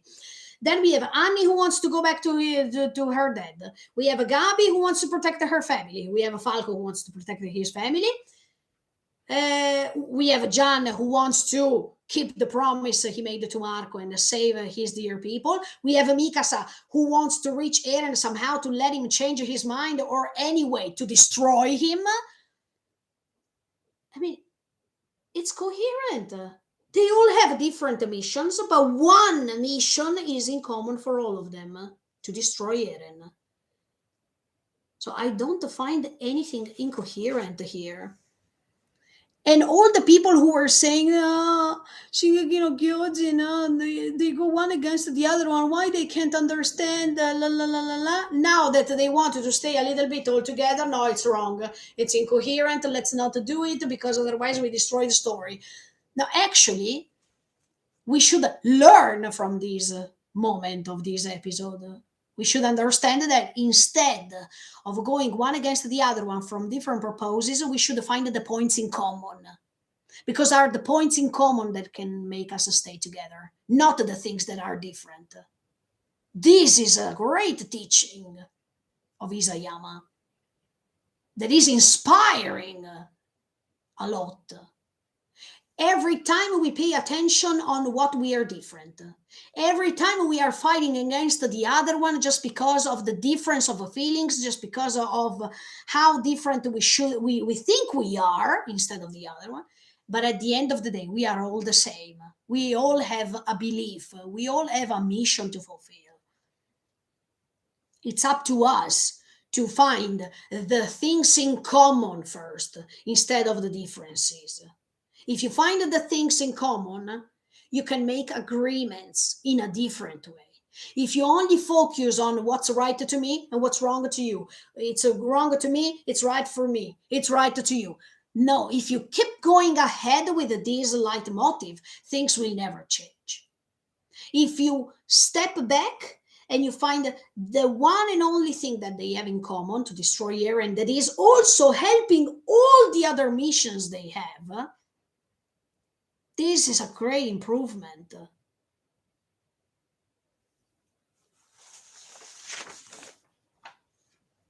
They could have gone with the revenge over and over again. Connie versus Gabby, Gabby versus Connie, okay.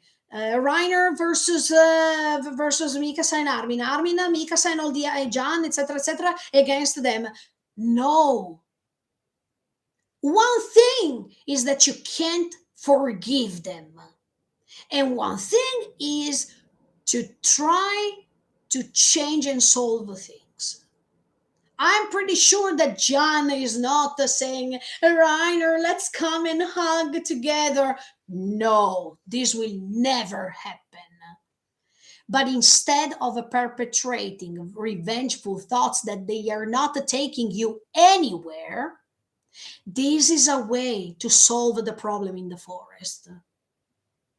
This is what Nicola was saying in previous episodes. It's a way to try to go on, keep trying to defeat the forest. And this is a way.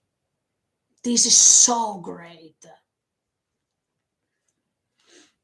So I think that Armin lives. I think Armin wants that Connie is saying this sentence because Connie was, in these episodes, one of the first ones who was having revengeful thoughts deep inside the core of his heart. So it's even more important that he is saying this sentence instead of him. Because usually I would have thought, okay, let's give it to Armin this role to say this sentence. Yeah, that was something usual. But now that we have another comrade, Connie, who's saying something like this after he lost Sasha, after he lost his mom somehow, and after he recognized that by doing what he was doing, nothing could have changed the. No, at least it was getting worse. That was a huge improvement. Anyway, I finished analyzing this episode. So, as you can see, I can understand if for you these things can be incoherent, if you didn't like this episode because it's pretty fast, if you didn't like the episode because you were seeing laughable moments when there was no more time to laugh, but you needed to see even the previous seasons of Shingeki no Kyojin that they were terrible as much as this one. I mean, all seasons are terrible because someone is dying, because someone is risking his life, because the way in which people are killed, that is pretty disgusting, terrifying, and tragic. But we need to understand that Isayama wants to pay attention still on the characters that are dead. He wants to give importance to them, and Sasha is one of them. I think that Connie didn't laugh because he didn't care about the rest of the world. I didn't think so. I just think that Connie was still attached to Sasha so much as a twin, as a soulmate, that when he saw someone who could resemble her, or someone confirming the words of Sasha in season one, he was laughing. And it's not to criticize this, because we needed to put ourselves in this character's position. But anyway, you develop your thoughts. I'm not here to judge your thoughts. I mean, it depends. When there are thoughts like what that Demon Slayer fan said, I'm judging them a little bit. But if you didn't like this episode, you're free not to like it. If you liked this episode, you're free to like it. From my personal perspective, it was unusual because the path was the speed of the episode was different, but that doesn't mean that I don't like the episode. It's just a different way to explain things, or maybe all the things that were not explained here, they were explained later. So I prefer to wait instead of judging immediately the episode. I prefer to wait and see if they are explaining us what did they tell to each other and how they reached this agreement, important agreement as an aliens. Okay, guys, I think for these analysis and thoughts, that is it. I hope you enjoyed. Stay tuned because on Sunday, episode 85, no, 84, sorry, 84, or episode 25 of this fourth season of Shingeki no Kyojin is coming. See you next Wednesday with the analysis and thoughts dedicated to the next episode. Bye, guys. See you in the next live streaming. See you in the next video. Bye. See you. Bye.